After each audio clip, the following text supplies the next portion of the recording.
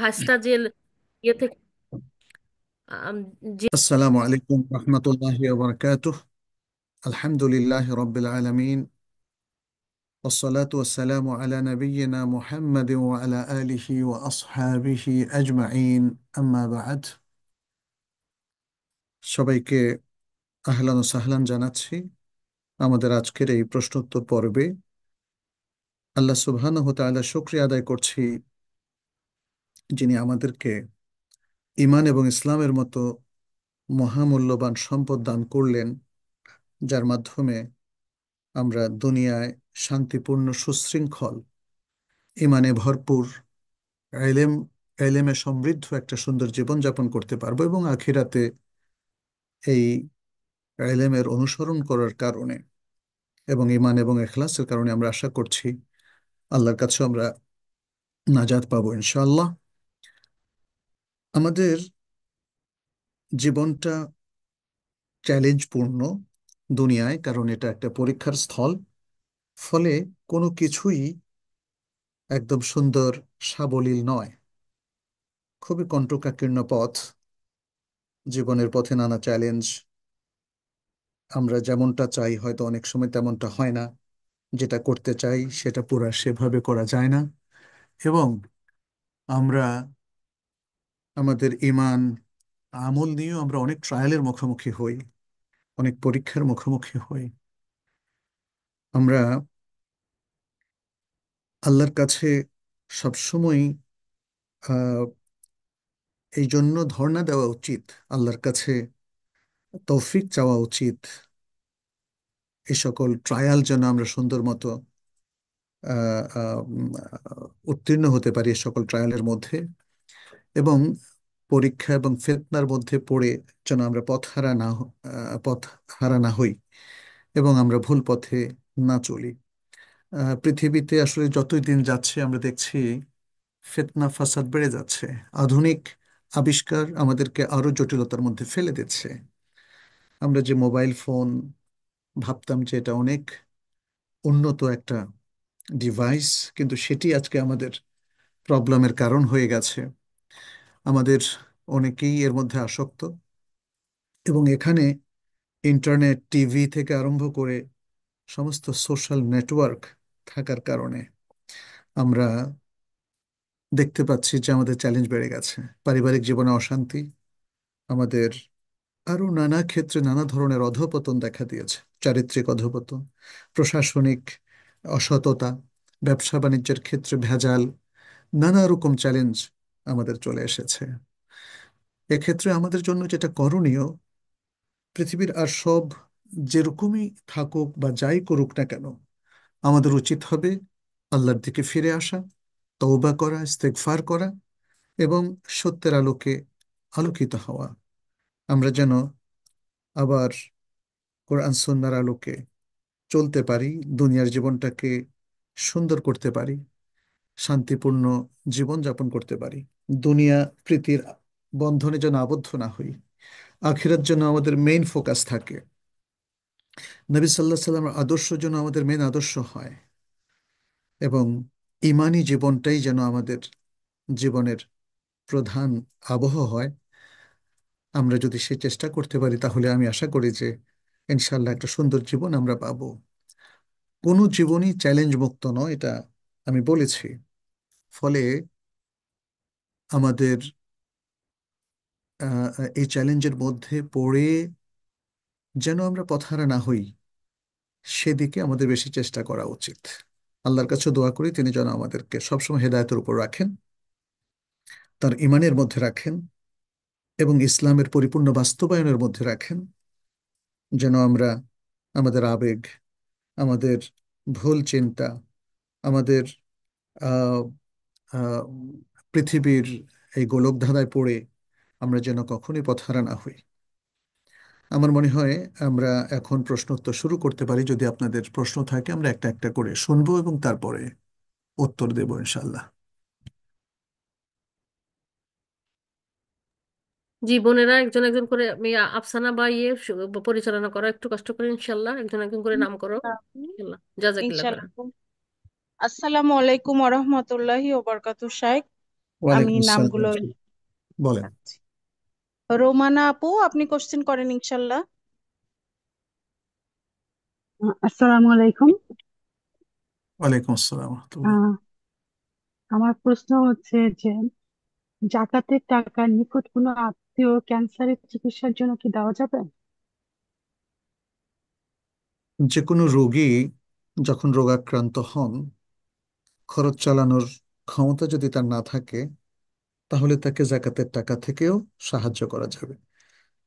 সাধারণভাবে সাদাকা দেওয়া যাবে, যে কোনো সাহায্যই সাদাকা হিসেবে গণ্য। জাকাত হলো স্পেশাল সাদাকা, যেটা ব্যক্তির নেশাব পরিমাণ সম্পত্তির মালিক হওয়ার কারণে তার উপর ফরজ হয়ে থাকে। সেই টাকাটা আল্লাহ সুবহানাহু ওয়া তাআলা 8টা খাতে ব্যয় করতে বলেছেন। একটা হলো ফকির এবং মিসকিন। ফকির এবং মিসকিন, তারা কেউ হতদরিদ্র, কেউ দরিদ্র, অর্থাৎ তারা নিডি পিপল। কোনো ব্যক্তি তার জরুরি প্রয়োজনগুলো মেটানোর ক্ষেত্রে যদি অভাবগ্রস্ত থাকে, তাহলে তার সেই অভাব দূর করার জন্য জাকাত থেকে সাহায্য করা যাবে। এখন একজন লোক হয়তো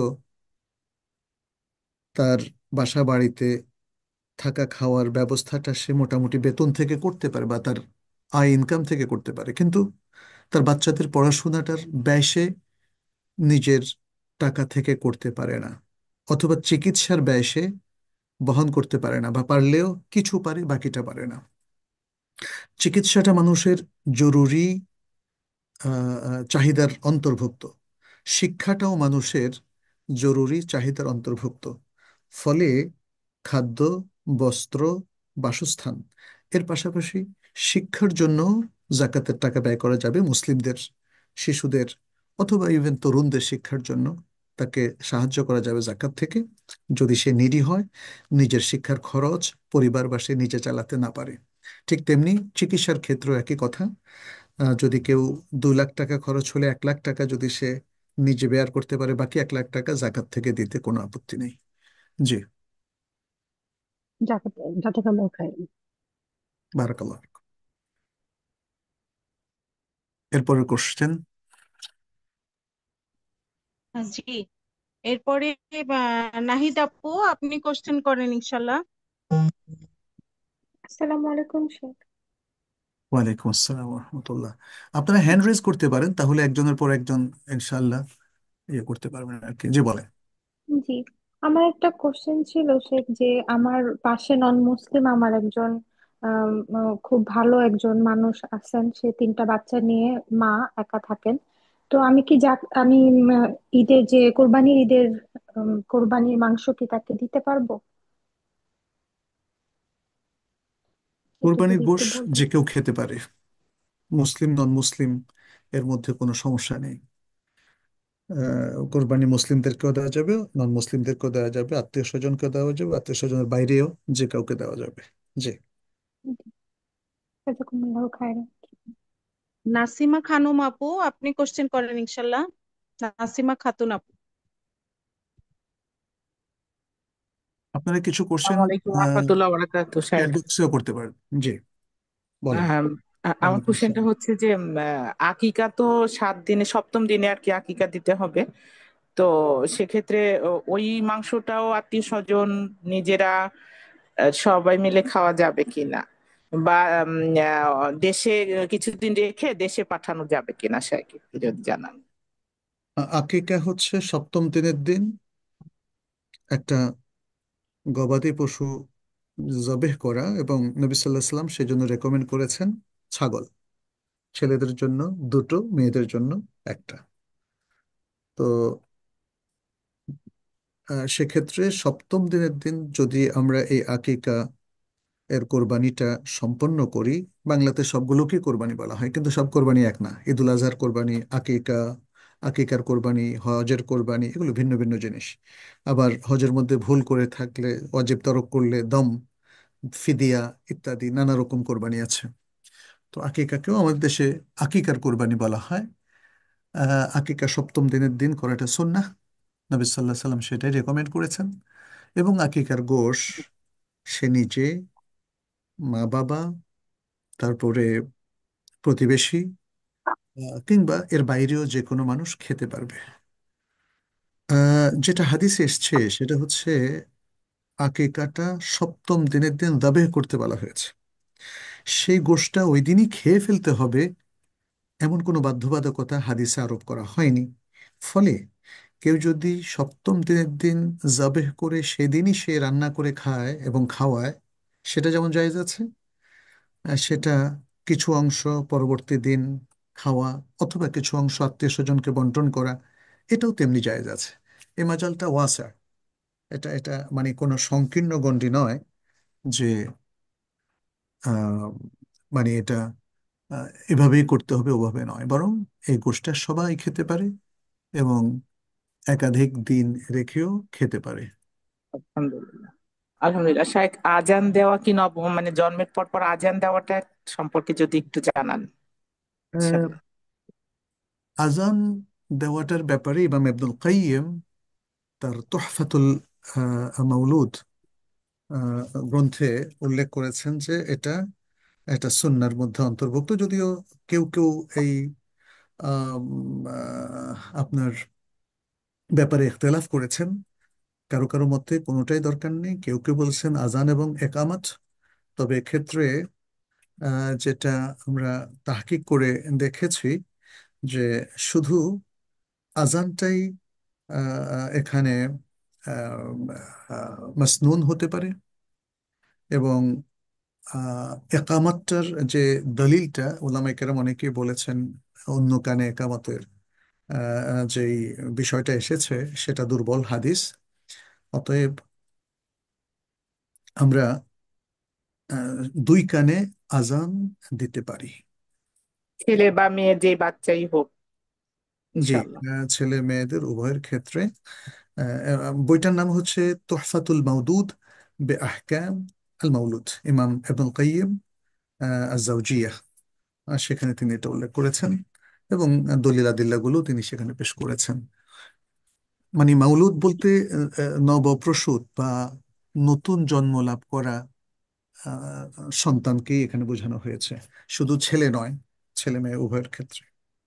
কানে দেওয়া বলতে ওস্তাদ জি, সিস্টেমটা হচ্ছে যে কানের কাছে গিয়ে যতটুকু ছোট শব্দ বাচ্চা, শোনা ছোট যায়। বাচ্চাকে জোরে দেওয়া তো যাবে না। হ্যাঁ, জি, জি। ছোট বাচ্চার ক্ষেত্রে আপনার সেই বিষয়টা উল্লেখ করতে হবে। যে কোনো পুরুষ ব্যক্তি দিতে পারবেন তখন। জি, জি। জাযাকাল্লাহু খাইরান উস্তাদ জি। শায়েখ, আপনি কিছু বলছিলেন এই আপুর কোশ্চেনের আগে, আমাকে কি কিছু বলেছেন শায়েখ?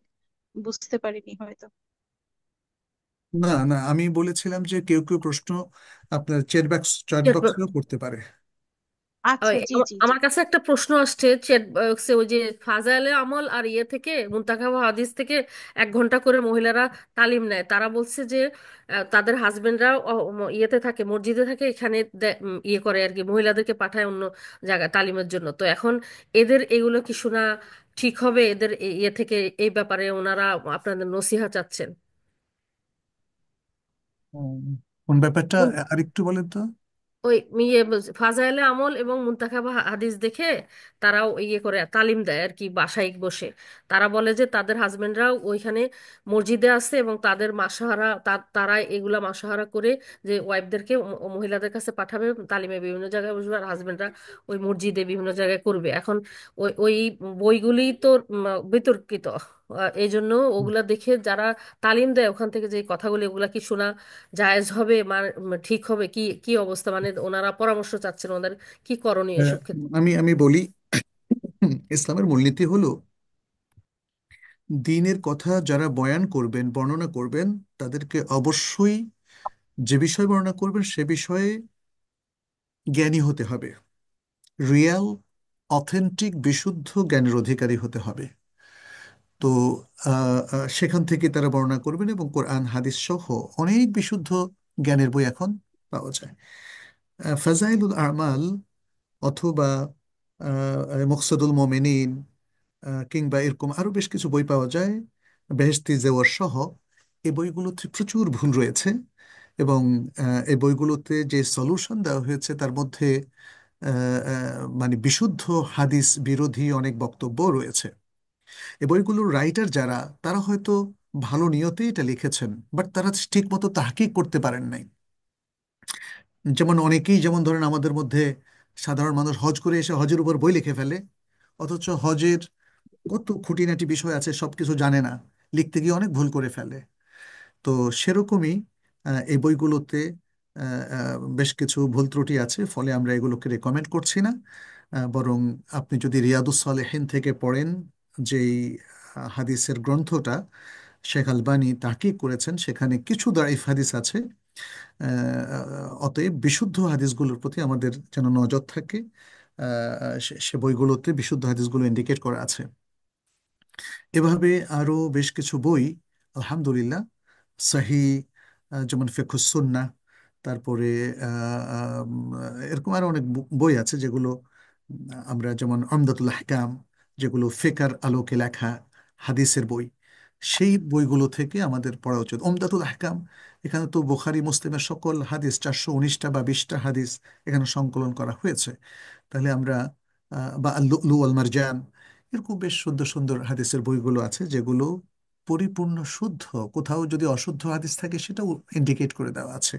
ফলে আমার মনে হয় আমাদের উচিত, যারা আমরা লেম্যান, সাধারণ মানুষ, সাধারণ শিক্ষিত মানুষ, অত সহি অথবা শুদ্ধ অশুদ্ধ এগুলো খুব ভালো মতো জানিও না, হ্যাঁ, তো সেক্ষেত্রে আমাদের উচিত হবে শুদ্ধ বইগুলো শুধু অনুসরণ করা। যেহেতু অশুদ্ধ বইগুলো থেকে কোন জায়গায় অশুদ্ধ বলা হয়েছে, কোন জায়গায় একটু মিসগাইডেন্স রয়েছে, ত্রুটি রয়েছে, সেটা আমরা ধরতে পারি না। এজন্য এই সকল বই যেগুলো আমরা বলেছি যে রেকমেন্ডেড না, সেগুলো আমাদের তালিমের মধ্যে আনা উচিত না। এগুলোর মধ্যে অনেক গাল গল্পও রয়েছে, অত্যন্ত দুর্বল এবং মৌজুর অনেক কথাবার্তা রয়েছে, যেগুলো হয়তো আমরা সত্য বলে গ্রহণ করে যদি আমল করি, সেটা আল্লাহর কাছে অ্যাকসেপ্টেড হবে না। এজন্য যারা কোনো বই থেকে তালিম করবেন, সে বইগুলো নির্ভরযোগ্য হতে হবে। জি। জি, জাজাকাল্লাহু জাযাকাল্লাহু খায়রান। খাইরান। তুহিন আক্তার আপু, আপনি কোশ্চেন করেন ইনশাল্লাহ। আমরা বোনরা একটা করে কোশ্চেন করব, না হলে অন্য বোনরা সুযোগ পাবে না। আপনাদের সবার কোশ্চেন হয়ে গেলে আপনার কোশ্চেন থাকলে আবার করবেন ইনশাল্লাহ। আসসালামু আলাইকুম। ওয়ালাইকুম আসসালাম রহমতুল্লাহ। আহ, শেখ, অ্যাকচুয়ালি আমার একটা প্রশ্ন, সেটা হলো যে আমার ভাই মারা যাওয়ার সময় ওই তার কিছু প্রপার্টি বাংলাদেশে এবং আমি ইউএসএ তে থাকি, তো কিছু উম, উম, ইয়ে শেয়ার মানে টাকাগুলি রেখে গেছে। তো আমি আমার ভাই বোনদের তার ইচ্ছা অনুযায়ী সমান করে ভাগ করে দিছি, কিন্তু আমাদের যে বাংলাদেশে তার যে প্রপার্টি, সেটা আমার দুই ভাই তারা আমাদেরকে দিতেছে না।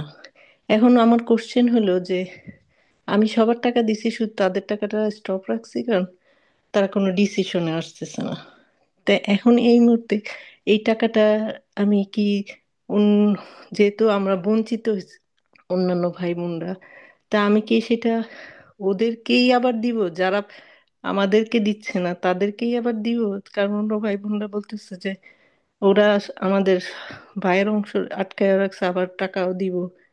তো এইটাতে ইসলাম কি মানে ইয়ে করে? এটা কি আমার ঠিক এ- হচ্ছে? এ- এইটা এইটা যেহেতু একটা জটিল পরিস্থিতি, সকলে মিলে মিউচুয়াল করতে হবে, হ্যাঁ। এইটা আহ, আহ, মানে যদি আপনারা অন্যায়ভাবে আটকে না রাখেন, তাহলে এটা একটা সমাধানের ব্যাপার। তো বাংলাদেশের মানুষ বড় জটিল প্রকৃতির, ফলে যেহেতু একজনের হক আরেকজনের কাছে রয়ে গেছে এবং কেউ আরেকজনের হক আটকে রেখেছে, তাহলে সবগুলো একসাথেই সমাধা করেন, নাহলে তো সমাধা হবে না। সমাধান হচ্ছে না দেখি আসলে আমি আটকে রাখছি, কারণ তারা কোনো মানে তারা এই টাকাটা চাচ্ছে, কিন্তু তারা বায়ার যে প্রপার্টি সেটাতে আমাদের ভাগ দিবে না। তাহলে এখন এই জন্য আমি খুব মানে এই জন্য একটু আপনি মানসিক রেখে দেন, মানে এটা আটকে রেখে ফেলে রাখাটা উচিত হবে না। আপনারা তাই। দ্রুত একটা সলিউশনে যান, আন্ডারস্ট্যান্ডিং এ যান। কেউ না কেউ ইনিশিয়েটিভ নিতে হবে এবং কেউ না কেউ এগিয়ে আসতে হবে, যাতে করে যাতে করে একটা সুন্দর সমাধান হয়। প্রত্যেককেই অন্যের হক আদায় করতে হবে, যেহেতু রাসূল সাল্লাল্লাহু আলাইহি ওয়াসাল্লাম বলছেন ফাতি কুল্লাযী হাক্কিন হাক্কাহ, প্রত্যেক হকদারদেরকে তাদের হক আদায় করে দাও। ইভেন আহ, তারা যদি আমাদের হকটা আমাদেরটা নাও দেয় তাও আমি দিয়ে দিয়ে দিয়ে মানে আমি ঋণ মুক্ত হবো, এই জি তো? জি, আপনি তো মুক্ত হতে হবে। আপনি হয়তো ফর দ্য টাইম বিং হয়তো মানে দেওয়ার আগে একটু সলিউশনটা করে নেওয়ার চেষ্টা করেন। কিন্তু আচ্ছা। যদি আপনি নিরাশ হয়ে যান হুম। যে না, তারা আপনার ভাইদের বা অন্যদের হকটা দিচ্ছেই না, দিবেই না, হুম। কিন্তু তাহলে তার মোকাবেলায় এটা ফাইনাল সলিউশন না বা দীর্ঘমেয়াদী সলিউশন না যে আপনি আটকায় রাখবেন সারা জীবন এবং দিবেন না। আপনারা চেষ্টা করতে পারেন প্রাথমিকভাবে, যেহেতু এরকম একটা জটিল অবস্থা, আপনারা এটাকে সুন্দর সমাধান করেন। না হলে আপনার কাছ থেকে যারা পাওনাদার আছে আপনি তাদের দিয়ে দেন। কারণ পৃথিবীতে আসলে সবকিছু সুন্দরভাবে হবেই এটার কোনো নিশ্চয়তা নেই, কিন্তু আপনাকে এই নিশ্চয়তা দিতে হবে যে আপনি কারো হক নষ্ট করেন নাই, প্রত্যেকের হক আপনি তাদের কাছে ফেরত দিয়েছেন। এই নিশ্চয়তা আপনাকে দিতে হবে। আচ্ছা, ঠিক আছে। হ্যাঁ, আলহামদুলিল্লাহ। আসলে এই জিনিসটা আমাকেও খুব ইয়ে করতেছিল যে মানসিক ভাবে পেরে দিচ্ছিল যে আমি তো আমার হকটা আদায় করতেছি না। আমার আমার কাছে তো তারা ঋণী। জি। তো ঠিক আছে, আসসালামু আলাইকুম। ওয়ালাইকুম আলহামদুলিল্লাহ। আসসালাম ওয়া রাহমাতুল্লাহ। আফরোজা ফিরদৌসী আপু, আপনি কোশ্চেন করেন ইনশাল্লাহ। আর চ্যাট বক্সে যেসব বোনরা কোশ্চেন করছেন ওনাদের কোশ্চেনও বলবো ইনশাল্লাহ। আসসালামু আলাইকুম রহমতুল্লাহ শেখ। আমার প্রশ্নটা হচ্ছে, যারা আগে ওমরা করবে বা করেছে তাদের জন্য পরবর্তীতে কি মানে জিল হজ মাসের হজটা কি পরবর্তীতে অবধারিতভাবে করতেই হবে, এরকম কি বিষয়টা? কারণ আমি একজন শাইখের লেকচারে শুনেছিলাম, তো তাই একটু জানতে চাইছি। জি জি, আমি জানাচ্ছি এই একটু আধা মিনিট বিরতির পরে।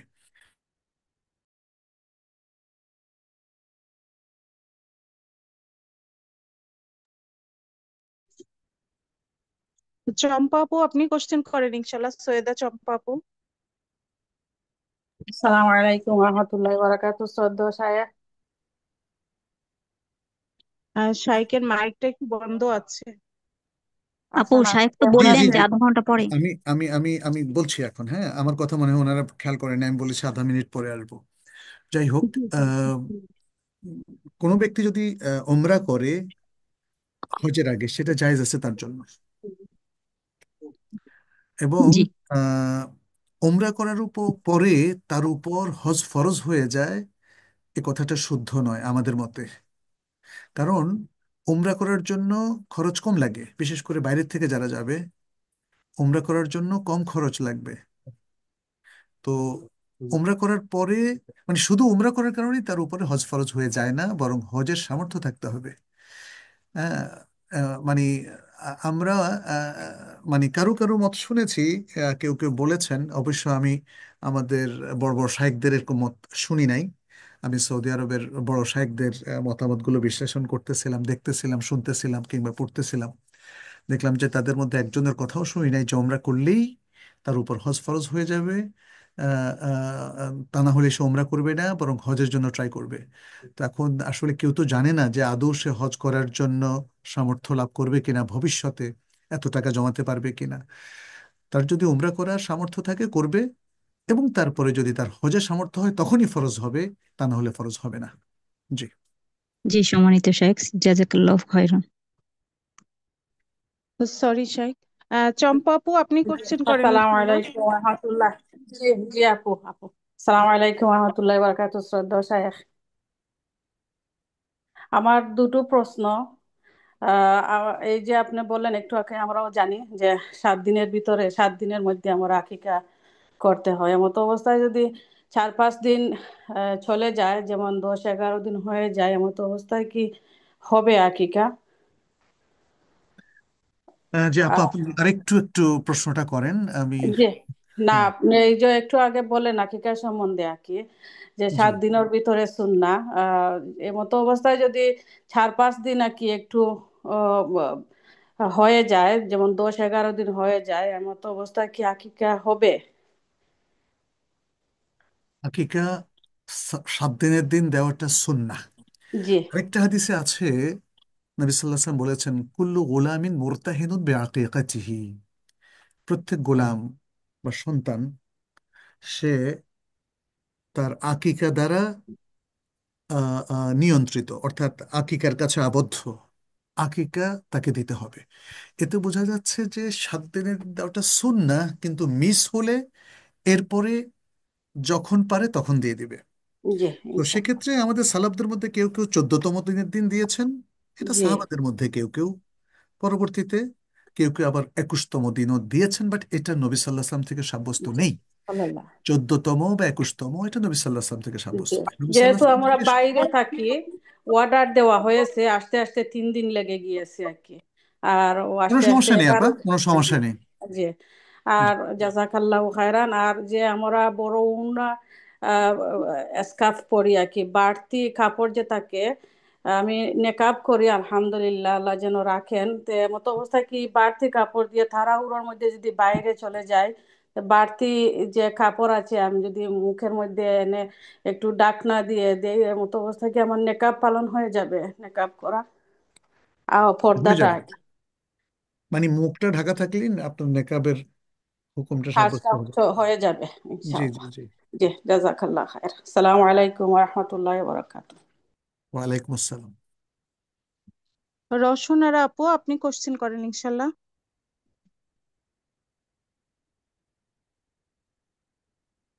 আসসালামু আলাইকুম রহমতুল্লাহ বরকাতু। জি, আমার কোয়েশ্চন হলো যে ওয়ালাইকুম আমরা আসসালাম। যদি বলুন। এতিমখানাত কিংবা ওই যে বা বৃদ্ধাশ্রমে, আসসালামু আলাইকুম শেখ, ওয়ালাইকুম আসসালাম। বৃদ্ধাশ্রমে যে বলেন জাকাতের বলেন। পয়সা দেওয়া যাইবনি, জাকাতের পয়সা দেওয়া যাইবনি কিসে কিসে এতিমখানাত?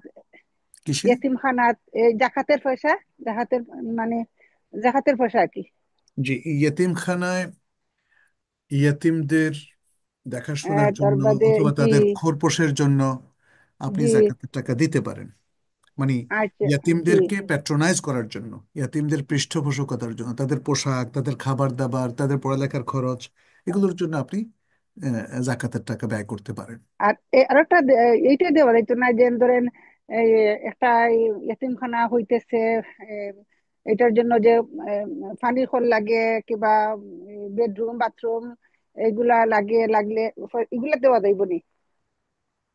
এতিমখানা তৈরি করার জন্য আসলে জাকাতের টাকা ইউজ করা যাবে না বলেই অধিকাংশ ওলামা কেরাম বলেছেন। জি। কারো কারো মতে সবখানে দেওয়া যাবে, কিন্তু বিশুদ্ধ মত হচ্ছে যে না, আপনি ইয়েতিমদের ভরণ পোষণের জন্য টাকা দিবেন, ইয়েতিমখানার বিল্ডিং কিংবা কল ঠিক করার জন্য না। সেটা সাদাকা থেকে দিবেন, সাদাকা জারিয়া হয়ে যাবে। যা যাক লেখা শেখ, আমি ওটা জানবার লগা মানে আপনার কাছে ইনশাআল্লাহ। ওকে, আমি আসলে একটা কনফিউজের মাঝে আসলাম, আমার কনফিউজটা এখন ইনশাআল্লাহ ভাঙছে ইনশাআল্লাহ। এই জি। ঠিক আছে। আসসালামু আলাইকুম রহমতুল্লাহি বরকাত। ওয়ালাইকুম আসসালাম রহমতুল্লাহ বরকাত। সুলতানা আপু, আপনি কোশ্চেন করেন ইনশাল্লাহ। আসসালামু আলাইকুম রহমতুল্লাহি ওয়া বারাকাতুহু। ওয়ালাইকুম আসসালাম। আমার কোশ্চেন ছিল, একটা হাদিস খুব মানে হচ্ছে, মানে সবাই সবার মুখে মুখে বলছে যে ভাই বোন যখন কথা বলে তখন ফেরেশতারা হাসে, যে তারা এই দুনিয়া থাকতে, দুনিয়াতেই তাদের সম্পর্ক, আখিরাতে তাদের সাথে আর কারোর সাথে তাদের দেখা হবে না। এটা কি সহিহ হাদিস? কি কি বলেন? ভাই বোন যখন দেখা ভাই বোন সাক্ষাৎ যখন করে? কথা বলে, না, ভাই বোন যখন দুনিয়াতে কথা বলে তখন উপর থেকে ফেরেশতা দেখে হাসে যে ভাই বোনের সম্পর্ক এই দুনিয়াতেই শেষ। কিন্তু একটা কথা জানতাম যে আহ, কিয়ামতের দিন বা ওই ওই সময়টা নাকি পাড়া প্রতিবেশীর সাথেও দেখা সাক্ষাৎ হবে, যারা জান্নাতে যাবে তাদের সাথে দেখা সাক্ষাৎ হবে। তাহলে ভাই বোনের সাথে কি হবে না? হ্যাঁ, সবার সাথেই দেখা সাক্ষাৎ হবে, কিন্তু ভাই বোন হাসলে ফেরেশতারা হাসে বললেন না? না না, ভাই বোন হাসলে না, ভাই বোন যখন কথা বলে দুনিয়াতে বসে যখন কথা বলে তখন ফেরেশতারা হাসে যে ভাই বোনের সম্পর্ক দুনিয়াতেই শেষ, আর মানে আখিরাতে তাদের সাথে আর কোনো সম্পর্ক হবে না, দেখা সাক্ষাৎ হবে না, এই জন্য হাসে তারা। না, এরকম কোনো কিছু আমরা শুনি নাই, তবে আপনি একটু অপেক্ষা করুন, আমি একটু দেখি এমন কিছু আছে কিনা। জি।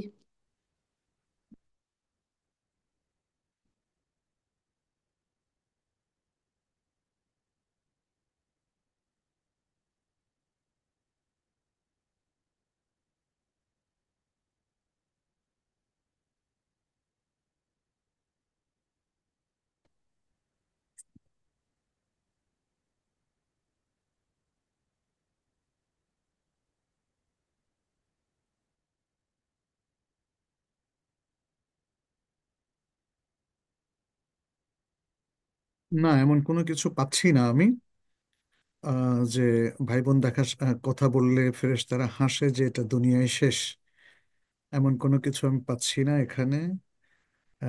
তারপরে আমরা আরো সার্চ করব, কিন্তু আমার কাছে মানে এই এই বক্তব্যটা শুনে মনে হচ্ছে এটা কোনো শুদ্ধ কথা নয়।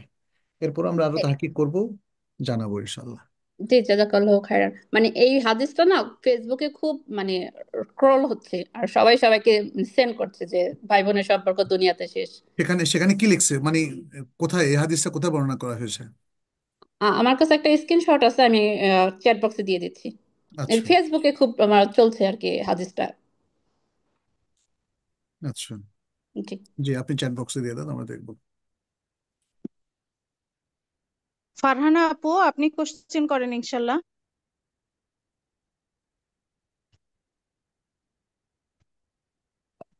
আসসালামু আলাইকুম। জি, ওয়ালাইকুম আসসালাম রহমতুল্লাহ। আম, একজন প্রশ্ন করছে যে এটা আম, এক মানে একটা বাচ্চা সহ সেই লেডিটা বিয়ে করেছে। তো আগে একটা বাচ্চা আছে, সেকেন্ড যে হাজবেন্ড আছে সে সেই বাচ্চাকে মানে নিয়েছে।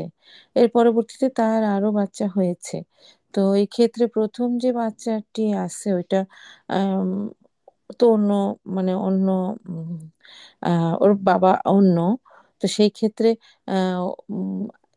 সেকেন্ড হাজবেন্ডের তাকে মানে সম্পত্তি কিংবা কোনো কিছু দেওয়াতে কোনো আপত্তি নাই। তারা জানতে চেয়েছে যে তাহলে তাদের সম্পত্তি কিভাবে মানে ওই বাচ্চাকে কিরকম পরিমাণ দিতে পারবে। জি। এখানে কি কেউ মারা গিয়েছে এখনো? আম, না, মারা যায়নি। মারা যাওয়ার আগে তো কোনো সম্পত্তি বন্টন হবে না। না, পরবর্তীতে মানে তারা আগে থেকেই চিন্তিত মারা গেলে হবে এই জন্য, যেহেতু ওই বাচ্চা তো তার স্টেপ স্টেপ হোক, কিন্তু চাইল্ড। আহ, বাবার যত সন্তান আছে, বাবার সম্পত্তিতে তার যদি চার স্ত্রী থাকে, দুই স্ত্রী থাকে, প্রত্যেক সন্তানরা একই হারে পাবে। ছেলে ডাবল, মেয়ে হাফ, এভাবে পাবে। এমনকি এক ঘরে যদি একটা ছেলে থাকে, আরেক ঘরে একটা মেয়ে থাকে, তাহলে শরিয়া যেভাবে বলেছে ওইভাবে হবে।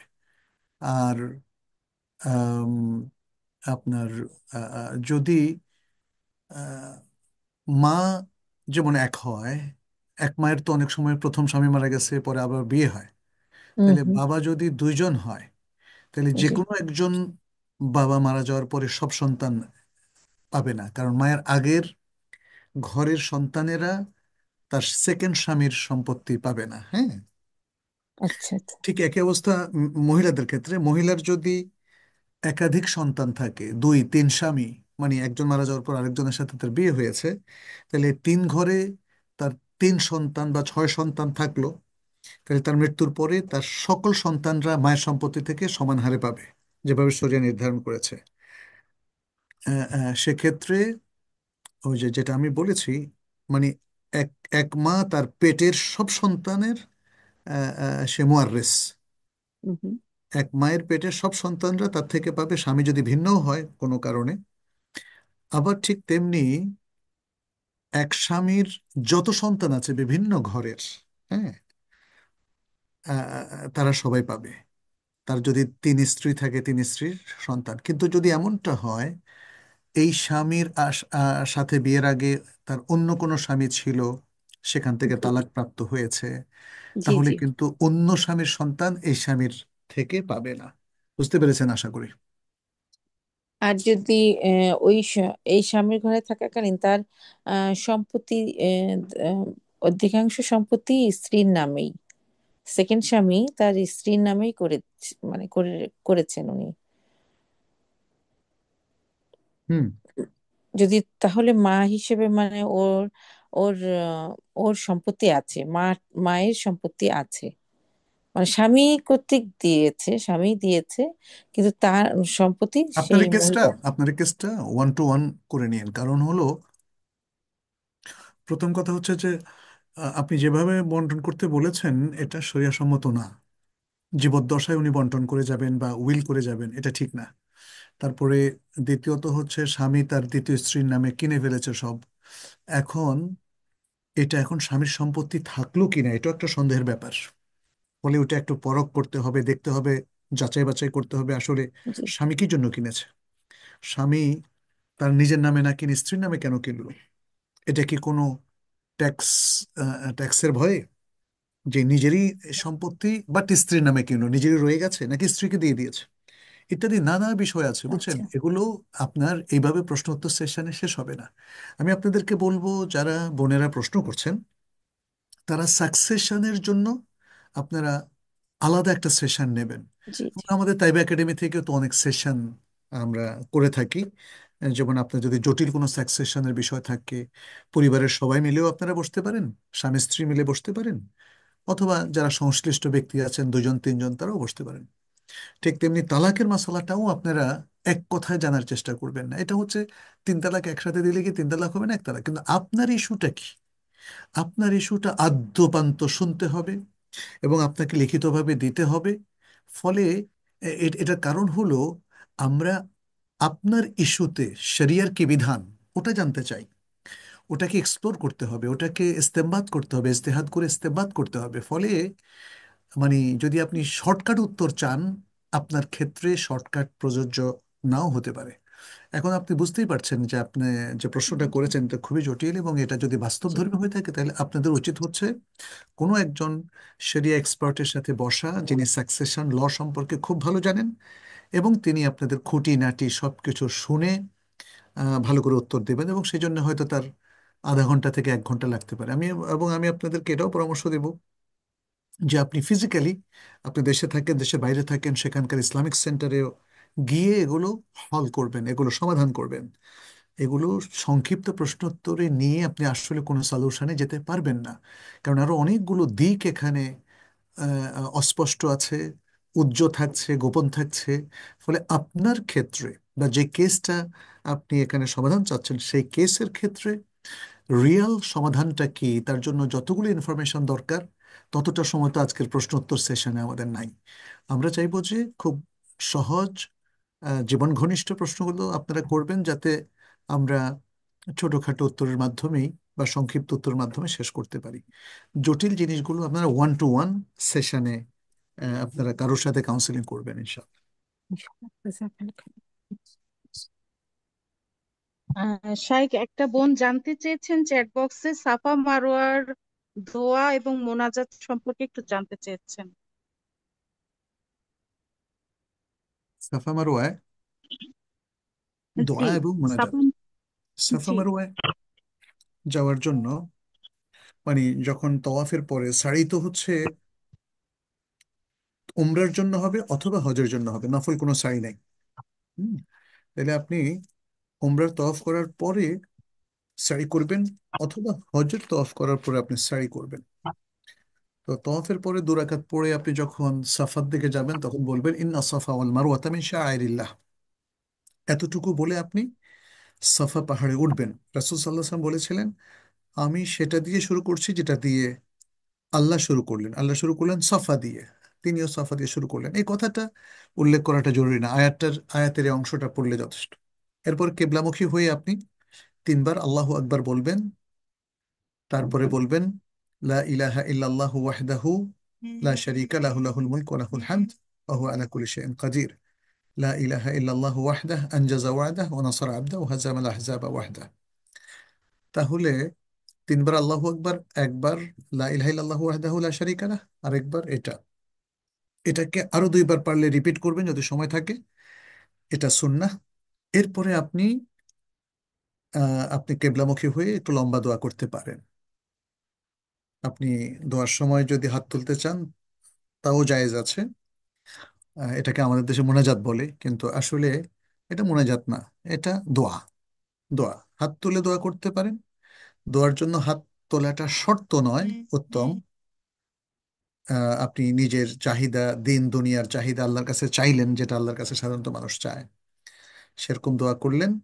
দোয়া যদি হাত তুলে করেন তাহলে 2 হাত মুখে মুছবেন না, কারণ হাত তোলার হাদিসটা শুদ্ধ, মোছার হাদিসটা শুদ্ধ নয়। অতএব আপনি হাত তুলে হাত ছেড়ে দিবেন, পরে দোয়া শেষ হাত ছেড়ে দিবেন, তারপরে আপনি সাফা থেকে নেমে মারওয়ার দিকে চলতে থাকবেন, এবং চলার সময় আপনি যে কোনো দোয়া করতে পারেন। এটা উন্মুক্ত, কোরআনের দোয়া, হাদিসের দোয়া, নিজের মনের মাধুরী মিশিয়ে দোয়া, আরবিতে দোয়া, বাংলাতে দোয়া, ইংরেজিতে দোয়া, কোনো সমস্যা নেই। আর মিলান আল আখদারাইন, যে সবুজ দুটো চিহ্ন, এই চিহ্নে পুরুষরা দৌড়ে যাবে, মহিলারা না। জি।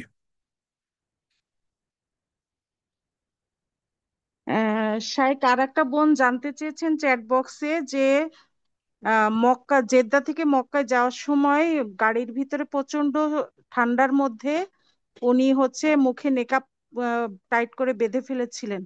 এখন উনি খুব মানে দ্বিধাদ্বন্দ্বের মধ্যে আছেন, টেনশনে আছেন, একটু সাহায্য চাচ্ছেন। আপনি এটার উত্তরে কি বলবেন?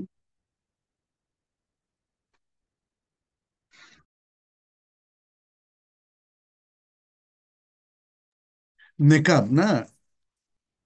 আহ, আহ, জি, উনি উনি কি এহরাম নেকাব। অবস্থায় ছিলেন?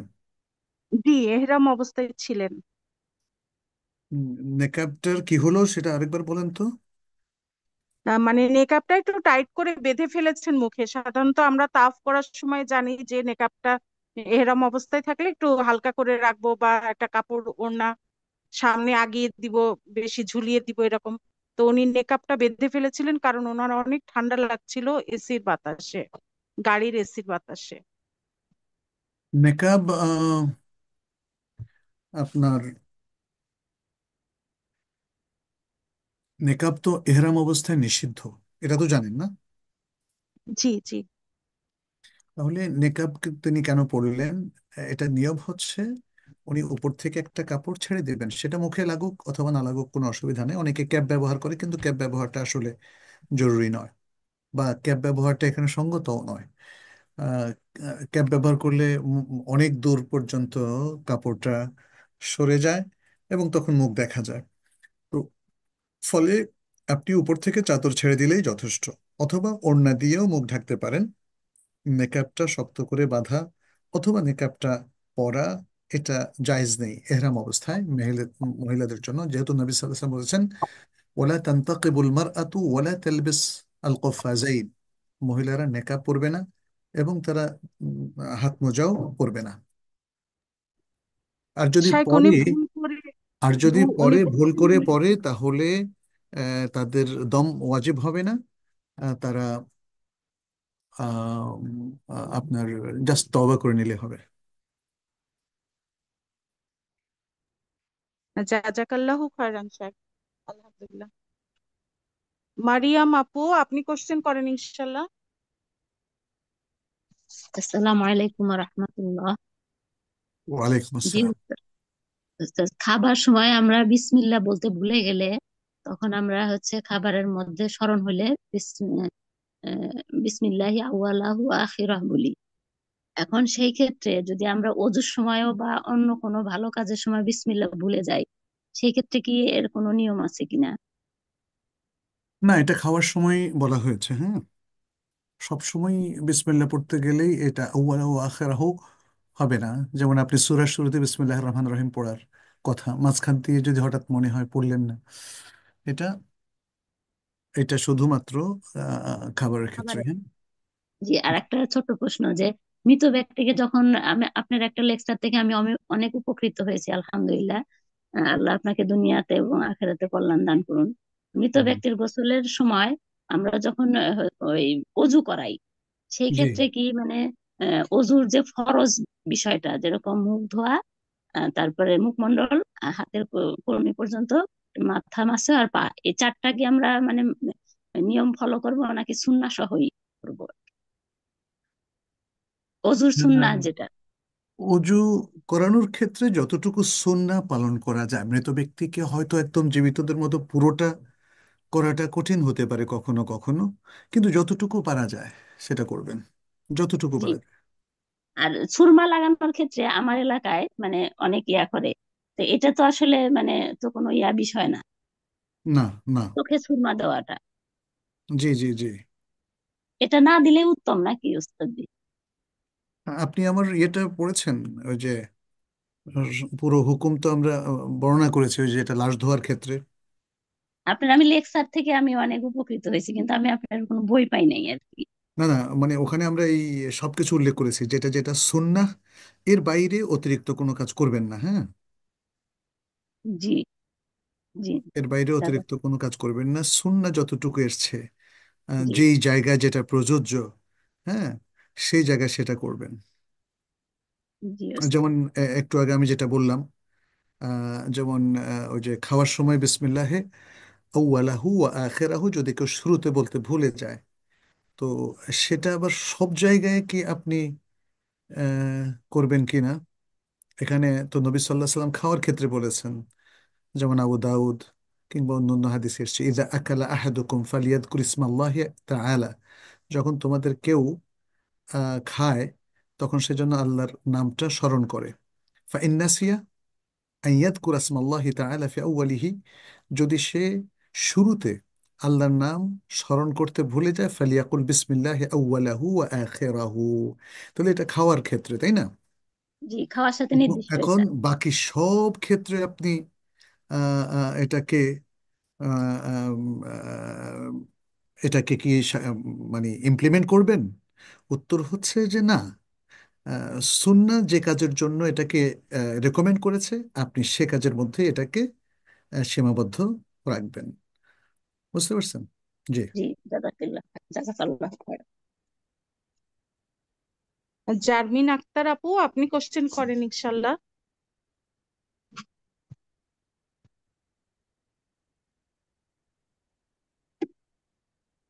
জারমিন আক্তার সিরাজ আপু, আপনি কোশ্চেন করেন ইনশাল্লাহ। আসসালামু আলাইকুম রহমতুল্লাহি বারাকাতু। ওয়ালাইকুম আসসালাম রহমতুল্লাহ বরকাত। আমি জানতে চাচ্ছি শায়েখ, আহ, কেউ যদি অগ্রিম জাকাত দিতে কারো খুব নিড, ঘর বাড়ি তৈরির ক্ষেত্রে বা একদম নিডি পিপল, সেক্ষেত্রে বা যে কোনো কাজে এই অগ্রিম জাকাতটা কি দেয়া যায় সামনের বছরে? এটা কি কোনো বিধান আছে? অগ্রিম জাকাত দেওয়া যায়। অগ্রিম জাকাত দেওয়াটাই বরং উত্তম। কারণ আপনি যখন আহ, আপনার জাকাতটা ডিউ হয়ে যাবে, সেটা আটকিয়ে রাখা নিষেধ, খুব দ্রুত ডিসবার্স করতে হবে। তাহলে যে জায়গা, যেই টাকাটা আপনি ধীরে সুস্থে আটকায় রাখা দিতে পারেন, সেটা হলো অগ্রিম জাকাতটা। কারণ এটা আমার উপর ওয়াজিব হয় নাই, বাট আমি এটাকে হিসাব রাখতেছি, আমি দিচ্ছি যখন প্রয়োজন, 2 মাস পরে, 6 মাস পরে, কারো বিয়েতে। অতএব অগ্রিম জাকাতটা দিলে এটা ভালো হয়। জি।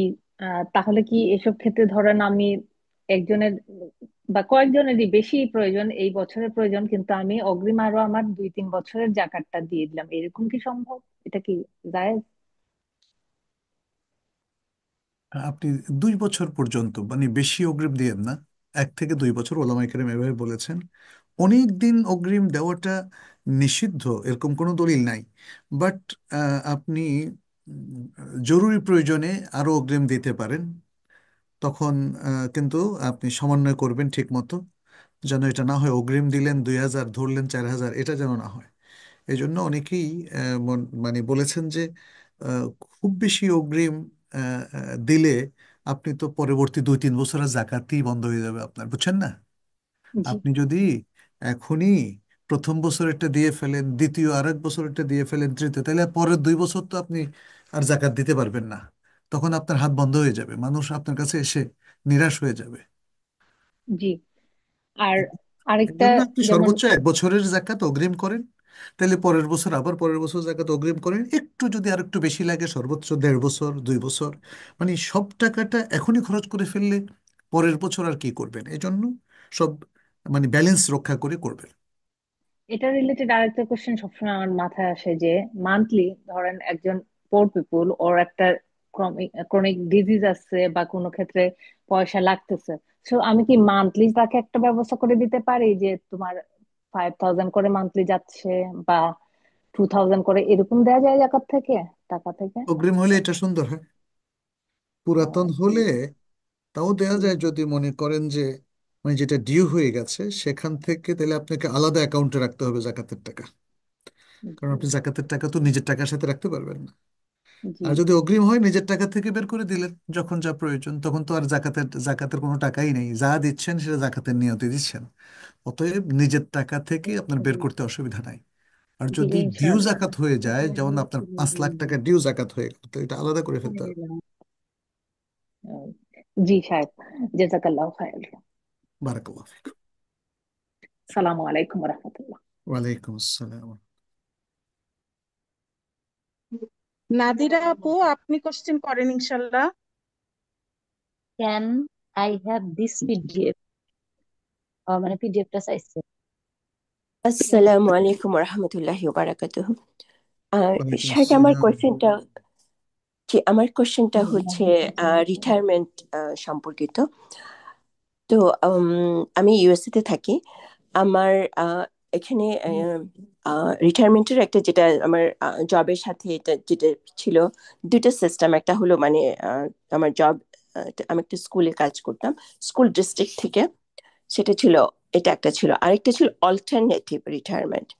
তো আহ, আমি অন্য জায়গা থেকে শুনেছি যে রিটায়ারমেন্টের যে মানিটা, সেটা আমি যে কোনো কাজে, মানে হজ উমরা কাজে ব্যবহার করতে পারবো, কোনো সমস্যা নাই। আহ, প্রথম হলো যে সেটা কি ঠিক আছে? আপনি কি জবে ছিলেন? School teacher. হ্যাঁ, স্কুল টিচারদের যদি আপনি জব স্যাটিসফ্যাকশনে, মানে জব স্যাটিসফ্যাকশন আপনার থেকে থাকে, এবং আপনি যদি দিন ধর্ম ঠিক রেখে আপনার দায়িত্বটা পালন করেন, তাহলে অবশ্যই আপনার ইনকাম পুরোটাই হালাল। এবং আশা করছি যে সেই টাকা দিয়ে আপনি হজ করলে হজ হবে ইনশাআল্লাহ। আম, আম, এখানে একটা কোয়েশ্চেন আছে যে আম, দিন ধর্ম, হ্যাঁ আমি আমি চেষ্টা ইসলামের কথা করেছি। বলছি, আমি ইসলামী জি জি নীতিমালা জি মেনটেন জি করি। আমি যেমন জি জি ধরেন আমি যিনি যিনি হয়তো এমন একটা সেকুলার স্কুলে জব করছেন যেটা দিন বিরোধী হয়তো চিন্তা ভাবনা আর প্রসার করে, প্লাস পরিবেশ ভালো না, নিজে কোনো পর্দা প্রসিদা করেন না, তাহলে মানে এখানে তো কিছু সমস্যা থেকেই যায়। যদিও তার চাকরিটা হয়তো জেনুইন, ইনকামটাও হুম, জেনুইন, বাট তার ইনকামটা যে পথে হয়েছে সেটা সুন্দর ছিল না। তিনি খুব সেরই পন্থায় চাকরি করে টাকাটা ইনকাম করেননি, ফলে এখানে হুম, কিছু অবজেকশন থেকেই যায়। আর যদি তিনি দিনই পরিবেশ বজায় রেখে যতটা সম্ভব চেষ্টা হুম। করেছেন, তাহলে আমরা মনে করি যে সেটা হালাল হবে ইনশাআল্লাহ। আহ, জি, সেই জন্য এটাই আমার কোশ্চেন ছিল এটা যে এটা নিয়ে এখানে কি এটা একটু নিয়ে আর ঠিক আপনি আছে? ডিসকাস না করে আপনি বুঝতে পারবেন প্রত্যেক ব্যক্তি তার হুম, ইনকামের ঠিক কতটা হালাল হারাম হয়েছে। এটা ফুল ডিসকাশন করে লাভ নেই, কারণ যদি কোনো ডিস্টরশন সেখানে থাকে বা কোনো ভায়োলেশন সেখানে থাকে, সেটা সে নিজেই ঠিক করে নেবে। এই জন্য আমরা বলি যে কোনো কোনো চাকরির ক্ষেত্রে সে দেখবে যে সেখানে দিনের ভায়োলেশন কতটুকু হয়েছে। যদি দেখা যায় 50% ভায়োলেশন আছে, তাহলে তার 50% ইনকাম হালাল, বাকি 50% ইনকাম হারাম মিশ্রিত হবে। তো এটা একটা জটিল বিষয়। হয়তো অনেকেই মনে করে যে না, আপনার এই ব্যাখ্যাটা আমরা মানব না, কিন্তু এটাও তো ঠিক যে অনেক চাকরির ক্ষেত্রে বেশ কিছু ভায়োলেশন আসলে আছে। ভায়োলেশনটা শুধু তো সুদ মিশ্রিত না, আর অন্যান্য অনেক কিছু হতে পারে। এনভায়রনমেন্টাল এটা মিন হ্যাঁ, মানে করছেন? মানে অনেক সময় ফাঁকিবাজিও হতে পারে। অনেকে দেখা যাবে যে চাকরিতে বহু ফাঁকি দিয়েছে, এরপরে তার ইনকামটা কি পুরোটা হালাল হলো কি করে তাহলে, তাই না?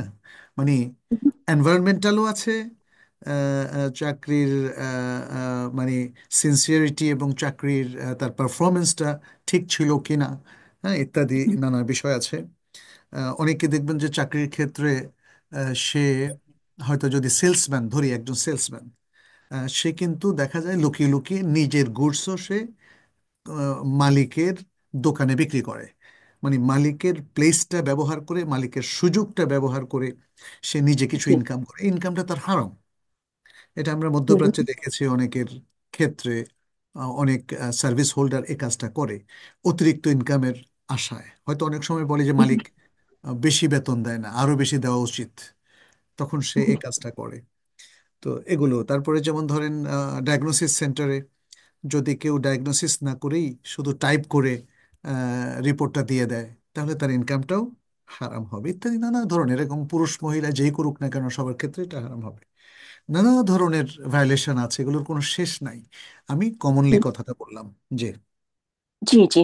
তো আম, তাহলে আমি আমি কিভাবে ধরে নেব যে, কারণ যেগুলোর উপরে আমার কোনো হাত নেই, কারণ যে স্কুল সিস্টেম যেভাবে কাজ করে আমি সেভাবে কাজ করেছি, কিন্তু আমার পার্ট যেটুকু আমি আমার আমি বলতে মানে পারি যে আপনি আমি যদি আমার কনভিন্স হন, ট্রাই ওকে, বেস্ট করেছি। আপনি তো নিজের কাছে কনভিন্সড এবং নিজের সব দিক বিশ্লেষণ করে আপনার ইনকামটা হালাল হয় কিনা সে ব্যাপারে আপনি যদি কনভিন্স হন, ওকে, ইনশাল্লাহ। আর মানে আমি যদি নিজের এটুকু, এখন আপনার কথা শোনার পরে যদি আমার একটু মনে হয় যে না, আমি তো এখন এটা তো অনেক বছরের কথা, কখনো কোথায় কোনো হতেই পারে, আমি মানুষ, আমি তো আর একদম 100% পারফেক্ট না, তো সেখানে যদি কোনো কিছু হয়ে থাকে সেটার জন্য কি আমি কিছু ছাড় দিব? যে না, মনে করেন আমি কথার কথা যে আমি আমার রিটায়ারমেন্টে আমি $100 পাই, তাহলে আমি 75 আমার জন্য রাখলাম, আর 25 আমি তো ভাবলাম যে না, এটা আমার গাফিলতি, কিংবা যাই হোক আমার যা কিছু ছিল সেটার জন্য আমি বাদ দিয়ে দেবো, এরকম কি আমি করতে পারি? একদম অনুমানের ভিত্তিতে এটা করাটা জরুরি না, তবে আপনি যদি নিশ্চিত হয়ে থাকেন বা আপনার প্রবল বিশ্বাস হয় যে হ্যাঁ, আমার বেশ কিছু জায়গায় কিছু ত্রুটি ছিল, তাহলে আপনি এটা করতে পারেন। আসলে একজন মানুষ তো নিজেকে এত এইভাবে সূক্ষ্মভাবে আমি তো বিচার করতে পারবো না। আমি তো জানি যে আমি নিজের আমার জাজ আমার আপনাকে নিজে যতটুকু। করতে হবে। আপনি অতিরিক্ত হয়তো আহ, আহ, আহ, মানে নিজের বিশ্লেষণ হয়তো করতে পারছেন না, আপনি চাচ্ছেন আমরা জি জি। বিশ্লেষণ করে দিই, এটা তো আরো কঠিন। না আপনারা তো আমি দেখেন না, আপনার আপনারা বিশ্লেষণ কিভাবে কেমনে জিজ্ঞেস করে দেব? করলেন। নো নো, আমরা আপনারা তো করতে আপনাকে, পারবেন না, দ্যাটস রাইট। কিন্তু এখন আপনি আমি সেটাই বলছি নিজেকে যে ডিটারমাইন্ড হয়ে কাজ করতে হবে যে ওকে, মানে আমি আমার ফুল স্যাটিসফ্যাকশন আছে কিনা, আমার ইনকামটা যেটা আমি করেছি, রিটায়ারমেন্ট হোক বা আমার জব থেকে হোক বা আমার ব্যবসা থেকে হোক, যেখান থেকে আমার ইনকামগুলো আছে, ইজ ইট ওকে, আমার এটা কি আসলে ঠিক আছে কিনা, আমি স্যাটিসফাইড কিনা। আপনি যতটুকু স্যাটিসফাইড ততটুকুকেই একদম নিশ্চিত হালাল ধরে নেন। আচ্ছা, আর যেখানে কিন্তু আমি যদি জানি যে ডিসস্যাটিসফ্যাকশন এটা আছে, আমার অ্যাডমিন আমি যতবার আমার এখানে তো আমাদের এখানে স্কুল মানে প্রতি বছরই একটা অবজারভেশন এন্ড দেন ওইটার একটা ইসে আসে যে আপনার আমার কত জব স্যাটিসফ্যাকশন কতটুকু, যে আমার অ্যাডমিন যদি আমার উপরে বলে যে হ্যাঁ, মানে রিপোর্টে যখন আসে যে ক্রাইটেরিয়া অনুযায়ী যে সব জায়গাতেই আমি পারফেক্ট পারফেক্ট পারফেক্ট, তো সেটা তো আমি ধরে নিতে পারি যে হ্যাঁ তাহলে আমি ছিলাম, কিন্তু তারপরেও আমি বলছি যে আম, আমি ধরে নিতে পারি যে আমার দিক থেকে হয়তো কখনো হয়তো ওনারা হয়তো ইগনোর করেছে, কিন্তু আমার তো কিছু না কিছু গাফিলতি থাকতেই পারে, যেহেতু আমি হিউম্যান বিইং। তো ঠিক আছে, আমি এটা নিজে চিন্তা করবো, কিন্তু আমার এখানে কোশ্চেন আমার আরেকটা, সেটা হলো যে এটা হলো আপনার ডাইরেক্ট রিটায়ারমেন্ট, আরেকটা ছিল অল্টারনেটিভ রিটায়ারমেন্ট সিস্টেম। সেটাতে এটা একটু কমপ্লিকেটেড, যেমন আমাকে ডিস্ট্রিক্ট ওরা যে 2% দিবে, আমার স্যালারি থেকে 2% ওরা নিয়ে নেবে, এইভাবে আরেকটা অল্টারনেটিভ ছিল। তো সেইটাও কি আপনার মানে সেটাও কি আমি ধরে নিতে পারবো যে এটা মানে আমার কাজের উপর একইভাবে এটা একই পর্যায়ের হালাল? মানে কোন কোন ইনকামটা একটু বলেন তো। এটা হলো মানে একটা তো ছিল আপনার ডাইরেক্ট, জাস্ট এটা আমার মানে রিটায়ারমেন্ট। আরেকটা ছিল, এখানে দুইটা রিটায়ারমেন্ট প্ল্যান ছিল। একটা ছিল আপনার স্কুল ডিস্ট্রিক্টের সাথে একটা ডাইরেক্ট রিটায়ারমেন্ট, আরেকটা ছিল আরেকটা প্রাইভেট, এটা ছিল এটা কেবল অল্টারনেটিভ রিটায়ারমেন্ট। ওরা মানে আমি যতটুকু আমার স্যালারি থেকে কিছু পয়সা নেবে, আর ওটার ম্যাচিং আমার ডিস্ট্রিক্ট আরেকটা ওই সেম অ্যামাউন্টের একটা টাকা ওরা আম, আম, অন্য আরেকটা ব্যাংকের অ্যাকাউন্টে ওটা জমা রাখে, এবং ওরা তো ডেফিনেটলি ওরা ইনভেস্ট করে। তো এখন কি আমি কি আমার যেটা যেটা আমার মেইন যেটা রিটায়ারমেন্ট, সেটা তো এই কথা আমরা বললাম, এখন আমি অল্টারনেটিভ যেটা ছিল সেটার কথা জিজ্ঞেস করছি। অল্টারনেটিভটা যেমন ব্যাংকে? যে অল্টারনেটিভটা এটা আরেকটা সিস্টেম, সেটা হলো ওরা একটা যেখানে একটা ফেডারেল ব্যাংকে ওরা ওদের সাথে ওদের স্কুল ডিস্ট্রিক্টের একটা কন্ট্রাক্ট যে ওরা 2% দিবে, আমার স্যালারি থেকে 2% নিয়ে নিবে, নিয়ে ওরা ওইটা হলো আপনার অল্টারনেটিভ। যেহেতু টিচারদের এখানে আমাদের সোশ্যাল সিকিউরিটি থাকে না, টিচারদের শুধু আপনার আপনি কি ইউএসএ রিটায়ারমেন্ট তে আছেন? সিস্টেম। জি জি। জি। তো এই সিস্টেমগুলোর মধ্যে কি কোনোভাবে সুদ সম্পৃক্ত আছে? আমার দিক থেকে তো কোনো সুদ নাই, কিন্তু আমি তো জানি যে ওরা তো না, টাকাটা নিয়ে ওদের শুধু দিক থেকে বসায় আছে রাখে কিনা? না। আপনি সুদ কিভাবে ইয়ে করবেন? আপনি তো সুদের লগ্নি করেন নাই, বাট জি আপনার জি। যে পাওনাটা, ওই পাওনাটা উহুম। যে অতিরিক্তটা তারা অ্যাড করছে, is it based on interest?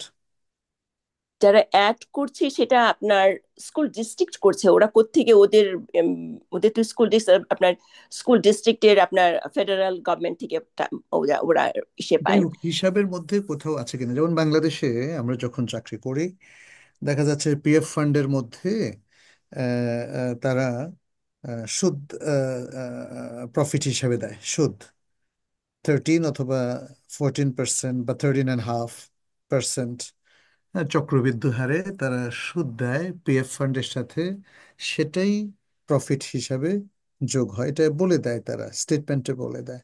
ফলে এই যে সুদটা যেটা আপনার এমপ্লয়ার আপনাকে স্পষ্ট করে বলে দিচ্ছে সেটা তো হালাল হবে না। তবে আপনার যে পার্টটা, আপনার জি পার্টটা তো হালাল, আপনার পার্টটা জি জি, আপনার পার্ট আমার থেকে পার্টটা তো যদি আমার স্যালারি দুই থেকে নিয়ে যায়। পার্সেন্ট জি কাটে আর তাদের পার্ট থেকে যে 2% দেয়, তাহলে আপনার পার্টটা হালাল হবে, চাকরিটা আপনার যদি হালাল চাকরি হয়, জেনুইন হয়। জি, তো অনেক এটা আমি কমন কমপ্লিকেটেড। কথা বললাম, কমন কথা বললাম। মানে আপনারা চাচ্ছেন যে আমরা বলে দেই যে আপনার চাকরিতে কোনো সমস্যা নাই, এই জাজটা না আপনিই না না, করবেন। আমি সেটা জানতে চাচ্ছি না, আমি সেটা চাচ্ছি না, সেই অ্যাসুরেন্স আমি চাচ্ছি না। আমি চাচ্ছি যে আপনি আপনি আমাকে বিশ্লেষণ করলে আমি তখন একটি জি, ডিসিশনটা নিতে আমি পারবো যে আমি আমি কি সেটাই করতে বললাম যে পারবো। আপনার চাকরি, ইফ আপনার যদি আপনার চাকরিটা হালাল হয় তাহলে আপনার 2%টা অবশ্যই হালাল। বাকি 2%-এর ক্ষেত্রে আপনাকে দেখতে হবে যে ওটা কিভাবে এসছে। ওটা যদি এমপ্লয়ার নিজেদের পোর্শন থেকে প্রফিট বা সুদ হিসাবে না, আপনার বেনিফিট হিসাবে আপনাকে দেয়, যে যে পরিমাণ টাকা আপনার থেকে কাটা হবে সেই পরিমাণ টাকা তারা আপনাকে বেনিফিট হিসাবে দিল, আপনার service benefit, not investment benefit, তাহলে আপনার জন্য সেটা জায়েজ হবে। এটা আরব দেশগুলোতে তাই করে।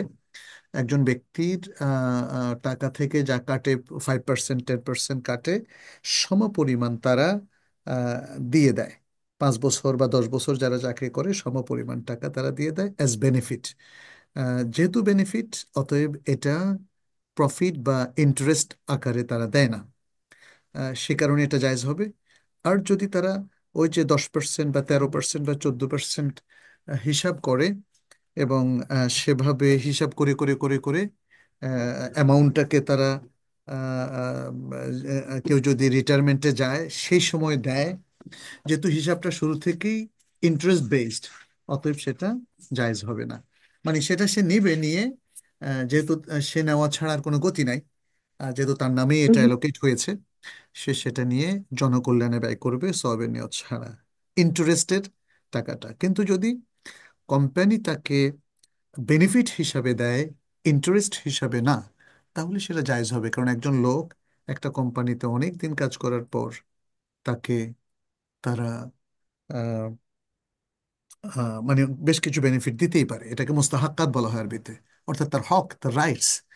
একটা কোম্পানিতে 5 বছর কাজ করার কারণে বা 10 বছর কাজ করার কারণে তাকে বেশ কিছু আহ, মানে বেনিফিট দেওয়া হয়। বিভিন্ন কোম্পানি বিভিন্ন রকম দেয়, কোনো কোম্পানি অনেক বেশি দেয়, কোনো কোম্পানি কম দেয়, এই। জি, এখানে ওই আমি যে স্কুল ডিস্ট্রিক্ট যেটা করেছে সেটা যে 2% আমার ম্যাচ করছে আমার স্যালারি থেকে সাথে, তো সেটা তো আমি ধরে নিতে পারি যে আমার স্যালারি যেখান জি থেকে আসে সেখান থেকেই আসে। জি, সেটা কিন্তু এক্স্যাক্টলি। আমার এটা হলো সেম, সেটাই সোর্স অফ যে মানিটা। কিন্তু আমার প্রশ্নটা হলো যে আমি যে ওরা যেখানে যে ব্যাংকে ইনভেস্ট মানে রেখেছে, তারা তো আমার টাকাটা ওইভাবে বসিয়ে রাখেনি, তারা তো এটা ইনভেস্ট করেছে। না হলে আপনার তো ঠিক আমার যে হিসাবে যেটুকুন হওয়ার কথা সেটা তো তার চেয়ে অনেক বেশি আসবে। তো অনেক বেশি যখন আসবে তার মানে এটা ইনভেস্ট হয়েছে। এখন কোথায় ইনভেস্ট হয়েছে, ওটা কিভাবে করেছে, আমি তো সেটা জানি না। না, আপনাকে জানতে হবে, জিজ্ঞেস করতে হবে, কারণ তারা কনভেনশনাল ব্যাংকে রেখেছে, ওটা কি ইসলামিক পদ্ধতিতে তারা তাইলে ইনক্রিজ করেছে? না না, এখানে তো ইসলামিক পদ্ধতি কাজ করবে না, এটা হ্যাঁ, তাইলে তো ক্যাপিটালিস্ট আপনি কান্ট্রি তো। নিশ্চিত যে ওটা হালাল না। আচ্ছা, তাহলে আমি কি এভাবে ধরে নেবো যে আমার 2% যেটা কেটে নিচ্ছে সেটা তো হালাল? জি জি, আশা করি জি, ইনশাল্লাহ। ইনশাআল্লাহ। জাজাকুল্লাহ খাইরান। এটা আমি কি করব কিছু বুঝতে পারছি না, এখনো এখনো অনেক সংশয়ের মধ্যে আছি, দোয়া আপনি করবেন। শুনেন, আপনাদের চল। ইউএসএ তো অনেক ভালো ভালো ইসলামিক সেন্টার আছে, ওখানকার কোনো আরব স্কলারের কাছে গিয়ে আপনি এক্সপ্লেনেশনটা নিয়ে আসেন, কারণ এটা ইউএস এর বিষয় তো। তারা খুঁটিনাটিটা আরো ভালো করে বুঝবেন, আরো ভালো করে বুঝবেন ইনশাআল্লাহ। যে আসলে এটা কি সুদ নাকি এটা অন্য বেনিফিট, সুদ না। এটা তারা মানে শুনেই আচ্ছা, বলে ফেলতে পারবেন, তাদের স্টাডি আছে। আপনার তাদের একটু অভিমত নেন এবং আশা করি কনফিউজড হবেন না। ইনশাআল্লাহ দোয়া করবেন, ইনশাআল্লাহ। বারাক জাজাকুল্লাহ খায়রান। জি। লতিফা আপু, লতিফা আপু আপনি কোশ্চেন করেন ইনশাল্লাহ। আসসালামু আলাইকুম রহমতুল্লাহ। আপুরা একটা করে কোশ্চেন করেন প্লিজ, আর বোনরা তাহলে কোশ্চেন করতে পারবেন না ইনশাল্লাহ। একটা যে করে কোশ্চেন একটু করেন। একটু সংক্ষেপ করেন, আমরা সোয়াটটা শেষ করবো, আমাদের এখানে নামাজ দাঁড়িয়ে যাবে ইনশাআল্লাহ। আচ্ছা শেখ, আমি জানতে চাচ্ছি যে ওমরা, সরি, হজে গিয়ে আমরা প্রথম ওমরা করে পরে যে মদিনা জিয়ারত যায়, তো সেখান থেকে আবার আবার যদি কাউকে মানে মক্কায় আবার ব্যাক করতে হয়, মানে হজের জন্য ব্যাক করে, তো তখন আমি কি মদিনা থেকে মক্কায় আসার পরে কি আমাকে আবার ওমরা করতে হবে? মানে এক সফরে তো একটা ওমরা জানি, এখন মাঝখানে যে মদিনা জিয়ারায় গিয়ে আবার আমি মক্কায় আসলাম হজের জন্য, তখন কি আবার মানে ওমরাটা আবার করতে হবে? না, আপনি যদি মক্কায় গিয়ে ওমরা করে ফেলেন তারপর মদিনায় জি। যান, ফেরার পথে আপনার ওমরাটা শর্ত নয়। আপনি ওমরা এবং এহরাম ছাড়াই আবার মক্কায় ঢুকতে পারবেন। এটাই বিশুদ্ধ মত। আমাদের অনেক শায়খরা এক কথা বলেছেন। কারো কারো মতে আপনি যেহেতু মিকাতের বাইরে চলে গেছেন, অতএব আপনি তো সামনে হজ করবেন, অতএব আপনাকে এহরাম করে ঢুকতে হবে। এহরাম করে ঢুকতে হবে, হয় ওমরার এহরাম, নয় হজের এহরাম। এটা কারো কারো মত আছে। তারা সেখানে যুক্তি দেয় যে যারাই মিকাত তাজাউজ করবে ওমরার উদ্দেশ্যে বা হজের উদ্দেশ্যে, তাদেরকে এহরাম করতে হবে। এটা কমন একটা যে হাদিসটা, সেটা দলিল হিসাবে গ্রহণ করে। কিন্তু এখানে জবাব হচ্ছে, আপনি তো আসলে আজকে নতুন করে যাচ্ছেন না, আপনি তো হজের মাসগুলোর মধ্যে ইতিমধ্যে মক্কায় চলেই এসেছেন এহরাম করে ওমরার উদ্দেশ্যে। এখন একটু বের হয়েছেন মদিনা জিয়ারতের জন্য। ফলে আবার মক্কা প্রবেশের জন্য আপনার এহরাম করা লাগবে না, এই মতটাই শুদ্ধ। তবে এটাও ঠিক যে আপনি যদি আরেকটা ওমরা করতে চান, সেটার জন্য আপনি এহরাম করে ঢুকতে পারবেন। অথবা আপনি যদি হজের জন্য এখান থেকে এহরাম করে ঢুকতে চান, সেটাও জায়েজ আছে, জায়েজ আছে। এখানে ওলামায়ে কেরামের মধ্যে একদল আবার বলেছেন যে যেহেতু আপনি মিকাতের বাইরে মদিনায় চলে গেছেন, তাহলে আপনার জন্য উত্তম হচ্ছে আরেকবার ওমরা করে এহরাম করে ঢুকা এবং ওমরা করে হালাল হয়ে যাওয়া। এটা উত্তম বলেছেন আর কি। যদি আপনি পারেন, আপনার কোনো সমস্যা না থাকে, তাহলে আপনি সেটা করতে পারেন। অন্যথায় আপনি যদি মনে করেন যে আপনার জন্য কষ্ট হয়ে যাবে, দ্বিতীয় ওমরা করতে চাচ্ছেন না, এহরাম করতে চাচ্ছেন না, জায়েজ আছে। আপনি মক্কায় গিয়ে 8 তারিখে এহরাম করবেন হজের। ঠিক আছে, জাযাকুল্লাহ খাইর। বারাকাল্লাহ ফিক।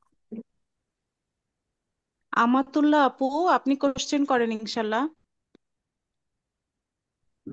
সালাম আলাইকুম। ওয়ালাইকুম আসসালাম ওয়া রাহমাতুল্লাহ।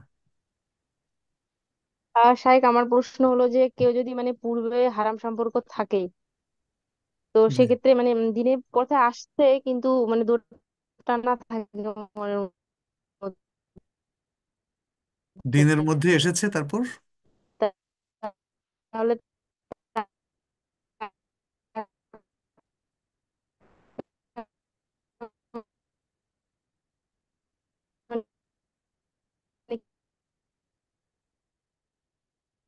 বোঝা যাচ্ছে না কিছু।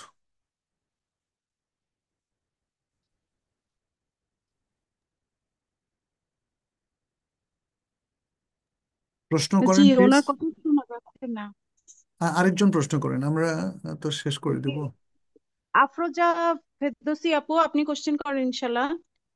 জি, শায়েখ, আমার কোশ্চেন হচ্ছে যে কোনো কারো যদি অটিজম শিশু থাকে এবং তার তো হজ ফরজ হয়ে থাকে, তাহলে অটিজম বাচ্চাকে কারো কাছে রেখে যাওয়া সম্ভব না, মানে যতদিন বাচ্চাটা জীবিত আছে, বা কারণ বুদ্ধি প্রতিবন্ধী হতে কারো কাছে রেখে যাওয়া সম্ভব না, বা বাচ্চাটা কারো কাছে থাকবেও না। সেক্ষেত্রে কি বদলি হজ করিয়ে ফেলবে, না কি করবে? শায়েখ, বিধানটা কি হতে পারে? অটিজম সেন্টারে রাখতে পারবে না? সেটাও সম্ভব না, মানে কারো কাছেই শুধু মা হ্যান্ডেল করতে পারে, এছাড়া বাবাও তেমন একটা পারবে না। যদি বাবার কাছেও রেখে যেতে চাই, মানে উদাহরণ দেখালাম, সেটা বাবা একা হ্যান্ডেল করতে পারে না, যেহেতু সে বুদ্ধি প্রতিবন্ধী, 12-13 বছর হয়ে গেছে বাচ্চাটার। এখানে আপনি ওই সিদ্ধান্তে যায়েন না যে একদম সে যতদিন জীবিত থাকে হজ করবেন না। আপনি অপেক্ষা করতে থাকেন, দেখেন কোনো পথ আল্লাহ বের করে দেয় কিনা। আপনি যেহেতু মানে মা ছাড়া সে চলতে পারে না, তাহলে মা অপেক্ষা করবে, দেখবে যতদিন আহ, মোটামুটি একটা ব্যবস্থা করতে পারে তখন যাবে, আর যদি ব্যবস্থা করতে না পারে তাহলে অপেক্ষা করবে। এক্ষেত্রে হজ দেরি করার ক্ষেত্রে তো কোনো সেটাই তো বললাম গুনাহ আপনাকে, হবে না? সেটাই তো বললাম। অপেক্ষা যদি করে গুনাহ যদি হয় তাহলে তো আর বলতাম যে অপেক্ষা করা যাবে না, ফেলে রেখে চলে যেতে হবে। জি জি। জি শায়েখ, জি। জাজাকাল্লাহ খায়ের। আল্লাহ তাআলা কারো উপর কোনো জুলুম করেন না, কোনো উদ্ভট নিয়মও তিনি চালু করেন না। তিনি বান্দাদের এই বাধ্যবাধকতার কারণে যদি কোনো ভুলও হয়ে থাকে, বা তারা যেমন সাথে সাথে হজ করতে পারলো না, এটার পাপ আল্লাহ মাফ করে দেন। ইন্নাল্লাহ তাজাওয়াজা লি উম্মতি আনিল খাতাই ওয়ান নিসিয়ান ওয়া মাস্তুকরিহু আলাইহি। আল্লাহ তাআলা বান্দা যদি কোনো খাতা বা ভুল করে ফেলে, অথবা ভুলে যায়, অথবা বাধ্য হয়, তাহলে সে সমস্ত কারণে যে ভুলগুলো হয় তার পাপ তিনি উঠিয়ে নিয়ে যান, তিনি মিটিয়ে দেন। সুবহানাল্লাহ, সুবহানাল্লাহ। আলহামদুলিল্লাহ। জি, জাজাকাল্লাহ খাইরান শায়েখ। বারাকাল্লাহ ফিক। বাবলি আপু, আপনি কোশ্চেন করেন ইনশাল্লাহ। বাবলি আপু না থাকলে ফেরদৌসী খান আপু আসসালামু কোশ্চেন করেন আলাইকুম ভাইয়া। জি। জি, আমি বলতে চাচ্ছিলাম যে শোনা যাচ্ছে? হ্যালো। জি, শোনা জি, যাচ্ছে শোনা যাচ্ছে, ইনশাল্লাহ। শোনা যাচ্ছে।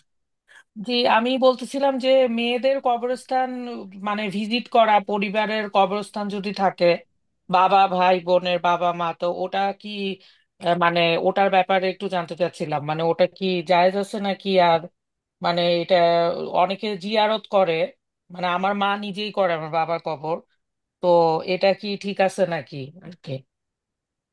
কারো কারো মতে মেয়েরা কবর জিয়ারত করতে পারবে, তবে আমাদের আরব শায়েখরা বলেন যে না, মেয়েদের কবর জিয়ারত না, তারা দোয়া করবে। আর কেন কবর জিয়ারত করা যাবে না? কারণ রাসূল সাল্লাল্লাহু আলাইহি ওয়াসাল্লাম বলছেন, লান আল্লাহু জুওয়ারাতিল কবুর, কবর জিয়ারতকারিণী মহিলাদেরকে আল্লাহ লানত করেছেন। যদিও এখানে মোবালাগার সিগা ইউজ করা হয়েছে, মোবালাগা মানে হচ্ছে অধিক জিয়ারতকারিণী, এই অর্থটা আসে। আহ, অনেকে মনে করেন যে তাহলে যারা কম জিয়ারত করে সেটা জায়েজ, কিন্তু শায়েখরা বলেন যে আসলে এখানে অধিক জিয়ারতকারী মানে যে মোবালাগার সিগা ইউজ করা হয়েছে তার দ্বারা আসলে কম জিয়ারতকারীকে পারমিশন দেওয়া হয়েছে সেটা বোঝানো হয় নাই। বরং এই হাদিস দ্বারা কমনলি মেয়েদেরকে জিয়ারত না করার প্রতি উদ্বুদ্ধ করা হয়েছে। ফলে আমরা বলবো যে কবর জিয়ারতের প্রয়োজন নেই। নানা কারণে ওলামায়ে কেরাম আরো কিছু কারণ অ্যাড করেছেন। মেয়েরা কবর কাছে গেলে হয়তো বিলাপ করবে, দুর্বল হয়ে পড়বে, ক্ষতিগ্রস্ত হবে ইত্যাদি। আর তাদের কবর জিয়ারতের জন্য আমরা যেমন নবীর বিবিদেরকে কিংবা অন্যদের বিশুদ্ধ কোনো রেওয়াজ পাই না। ফলে তারা যেটা করবে, মৃতদের জন্য দূর থেকে দোয়া করবে, তাদের জন্য সাদাকা করবে ইত্যাদি ইত্যাদি। তারা কবর জিয়ারত করবে না। জি, জাজাকাল্লাহ খাইর। আচ্ছা, আমরা একটু ফেরদৌসী দ্রুত খান আপু। যেতে চাই। আমরা তো বলেছিলাম সোয়াটার, জি আর 4-5 মিনিট আমরা বাড়ালাম। আপনারা দ্রুত ইনশাল্লাহ। প্রশ্ন করে ফেলেন, হ্যাঁ। জি, আসসালামু ফেরদৌসী আলাইকুম খান আপু রহমত। করেন, ওয়ালাইকুম নয়নমণি আসসালাম। আপু করবেন জি আপু, ইনশাল্লাহ। জি আপু, আমি ফেরদৌসী খান। আসসালামু আলাইকুম রহমতুল্লাহি বারাকাতু শেখ। ওয়ালাইকুম আসসালাম। আমার দুইটা প্রশ্নই আছে হজ ইয়ে সম্পর্কে। তো প্রথমটা হলো, আমরা যে মেয়েরা মাথার মধ্যে হেড দেই গরমের জন্য, এটা কি জায়েজ আছে? আর আরেকটা প্রশ্ন হলো, আমরা যখন কাবা শরীফ ফার্স্ট দেখি, তো তখন কাবা শরীফে তো সরি সৌদি আরব, সরি হজে গিয়ে যে কোনো দুয়াই তো কবুল হয়, কিন্তু এইটা একটা সবাই বলে যে যখন আমরা কাবা শরীফ ফার্স্ট দেখি তখন আমরা যে দোয়া করি এই দোয়া নাকি সাথে সাথেই কবুল হয়ে যায়। এটা কতটুকু না, এটা শুদ্ধ নয়। সহি আর হাদিস? দ্বিতীয়ত, হ্যাট মেয়েদের জন্য তো মেয়েদের পোশাকের মধ্যে হ্যাটটা পড়ে না। তারপরেও যদি কেউ প্রচন্ড গরমের কারণে চোখের উপরে আম, আহ, মানে ছায়ার জন্য বা দিয়ে থাকেন, সেটা নিষিদ্ধ নয়। কিন্তু মেয়েদের জন্য তো যেমন ধরেন যখন তারা বাইরে যাবে, পুরুষদের সামনে যাবে, তখন তো সে তার ওড়নাই ব্যবহার করছে, হ্যাটের কি প্রয়োজন? হ্যাঁ হেঁটে গরমের জন্য ধরুন ওই যে ছাতার পরিবর্তে আর কি, যেটা গরম সহ্য করতে পারে না বা আহ, এটা আর কি, গরমের জন্য ছাতার পরিবর্তে যেটা ইউজ করা হয় ধরেন রাউন্ড হেড যেটা থাকে আর কি, রাউন্ড যাই হেড। হোক, সেটা তার পর্দাপ্রসিতার সাথে সঙ্গতিপূর্ণ করে পড়া জায়েজ হবে, জায়েজ ওকে। হবে। এই, জি, আপনার দুটো প্রশ্ন উত্তর দিয়েছি। জি ভাই, এরপর জাজাকাল্লাহ খাইরান, আসসালামু আলাইকুম। নয়নমণি আপু, আপনি কোশ্চেন করেন ইনশাল্লাহ। আসসালামু আলাইকুম ওয়া রাহমাতুল্লাহি ওয়া বারাকাতুহু। ওয়ালাইকুম আসসালাম। শেখ, আমার প্রশ্ন হচ্ছে কোরবানি নিয়ে। শেখ, এই যে আমরা তো জানি যে কোরবানি দিতে হয় যে আল্লাহর নামে, কিন্তু আমাদের দেশে তো বলে যে মায়ের নামে, বাবার নামে, এরকম তো বলে। এখন দুইটাই ঠিক আছে, আমার আম্মা দুটোই ঠিক মারা আছে। গেছে। আল্লাহর নামে মানে হচ্ছে এই যে যেমন আমরা বলি বিসমিল্লাহ আল্লাহু আকবার, এটা হলো আল্লাহর নামে। মায়ের জি, নামে, বাবার নামে, অমুকের নামে, তমুকের নামে হচ্ছে তার পক্ষে। এটা আপনাকে বুঝতে হবে। নামে, পক্ষে। কোথাও নামে মানে পক্ষে, আর আরেক জায়গায় নামে মানে হচ্ছে আল্লাহর নামে, অর্থাৎ আল্লাহর উদ্দেশ্যে। এক নামে জি, মানে হলো উদ্দেশ্যে, আরেক নামে মানে হলো পক্ষে। তাহলে আল্লাহর জি, উদ্দেশ্যে, আল্লাহকে লক্ষ্য করে, আল্লাহকে খুশি করার জন্য কোনো মায়ের পক্ষে, বাবার পক্ষে, এটা জায়েজ আছে। জি। জি। শেখ, আমার প্রশ্ন হয়েছে যে আমার আম্মা মারা গেছে যে ডিসেম্বরের 5 তারিখে। এখন আমার আব্বা চাচ্ছে আর কি যে আম্মার নামে কি মানে মৃত্যুর নামে কি দিতে পারবে? এরকম কি কিছু উনি কি ইয়ে উনি আছে কি কি? ইয়ে করেছে? উনি কি নসিহত করে গেছে? না না, আম্মা এরকম কিছু বলে যায়নি। মানে আমার আব্বা জীবিত আছে, আব্বাও মানে এখন শুনতেছে আর কি আচ্ছা, মৃতের নামে উত্তরটা। কোরবানি করা যায় যদি সে ওসিয়ত করে, আর যদি ওসিয়ত না করে তাহলে তার নামে সাদাকা, সাদাকার নিয়ত করে কোরবানি করা যায়। জি, জি, ওই মাংসটা কি সম্পূর্ণই গরিবদেরকে দিয়ে দিতে হবে? এটাই উত্তম। জি, কারো কারো মতে এটা ওয়াজিব। জি। জাজাকিল্লাহ খায়ের শেখ। শিউলি আপু, আপনি কোশ্চেন করেন, তারপরে সুলতানা মুফাসসির আপু করবেন ইনশাল্লাহ। জি, আসসালামু আলাইকুম রহমতুল্লাহি বারাকাতুহু। ভালো আছেন শেখ? জি, ওয়ালাইকুম সালাম, একটু দ্রুত করেন, আমাদের জি, জি, জি। নামাজ হয়ে যাবে। আমার দুইটা প্রশ্ন। একটা হলো স্বামী সংসারের স্ত্রীর সম্পত্তি কতটুকু অধিকার আছে, আর মোজা পরে নামাজ না পড়লে কি নামাজ হবে? হ্যাঁ, মোজা পরে নামাজ না পড়লে নামাজ হবে, তবে পায়ের পাতাটা ঢেকে রাখবেন। আর জাযাকাল্লাহ স্বামীর খাইরান। সংসারে কি বললেন? মানে সম্পত্তিতে কতটুকু অধিকার থাকে মেয়েদের? আমি মেয়েরা সূরা নিসাতে যদি পড়েছি। স্বামীর সন্তান থাকে, যদি জি, জি, স্বামীর সন্তান থাকে জি। তাহলে মেয়েদের জন্য 8 ভাগের 1 ভাগ। আর যদি স্বামীর সন্তান না থাকে তাহলে 4 ভাগের 1 ভাগ। যদি স্বামী মারা যায়, স্বামীর সম্পত্তিতে মেয়েরা এভাবে পাবে। মানে মারা যাওয়ার আগে ভাগ হবে না? না না, মারা যাওয়ার আগে ভাগ হবে কি করে? আচ্ছা, মারা যাওয়ার আগে জাযাকাল্লাহ। হাদিয়া দিতে পারবে। জি, জি, জাযাকাল্লাহ খাইরান। জি।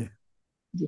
সুলতানা আপু, আপনি কোশ্চেন করেন ইনশাল্লাহ। সুলতানা আসসালামু মুফাসসির। আলাইকুম ওয়া রাহমাতুল্লাহি ওয়া বারাকাতুহু। শায়েখ, ওয়ালাইকুম আসসালাম রহমতুল্লাহ বরকাত। শায়েখ, আমার একটা প্রশ্ন হলো, আমার বাবা আমাকে উপহার হিসাবে একটা ছোটখাটো একটা বাড়ি দিয়েছে। সে মানে ওখানে ঘর তুলে দিয়েছে, কিন্তু বাড়িটা হচ্ছে হিন্দু বাড়ির ভিতরে। আর সেখানে হিন্দুরা বেশি বাস করে, আর সেখানে ভাড়া দিতে হলে আমাকে হিন্দু পরিবারকে ভাড়া দিতে হবে, কোনো মুসলিম পরিবারকে আমি ভাড়া দিতে পারছি না। সেখানে কি করব আমি?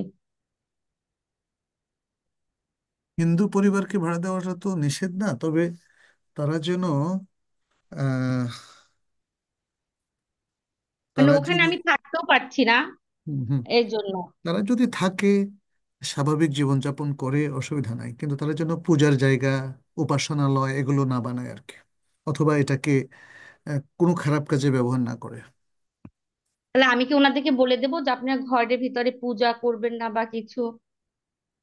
এটা কি বলা না, আপনি দেখবেন যে কেন তারা ভাড়া চাচ্ছে। তারা যদি শুধু থাকার জন্য চায়, মানে থাকার জন্য ফ্যামিলি সহ থাকছে, হুম, হুম, পরিবার পরিজন নিয়ে?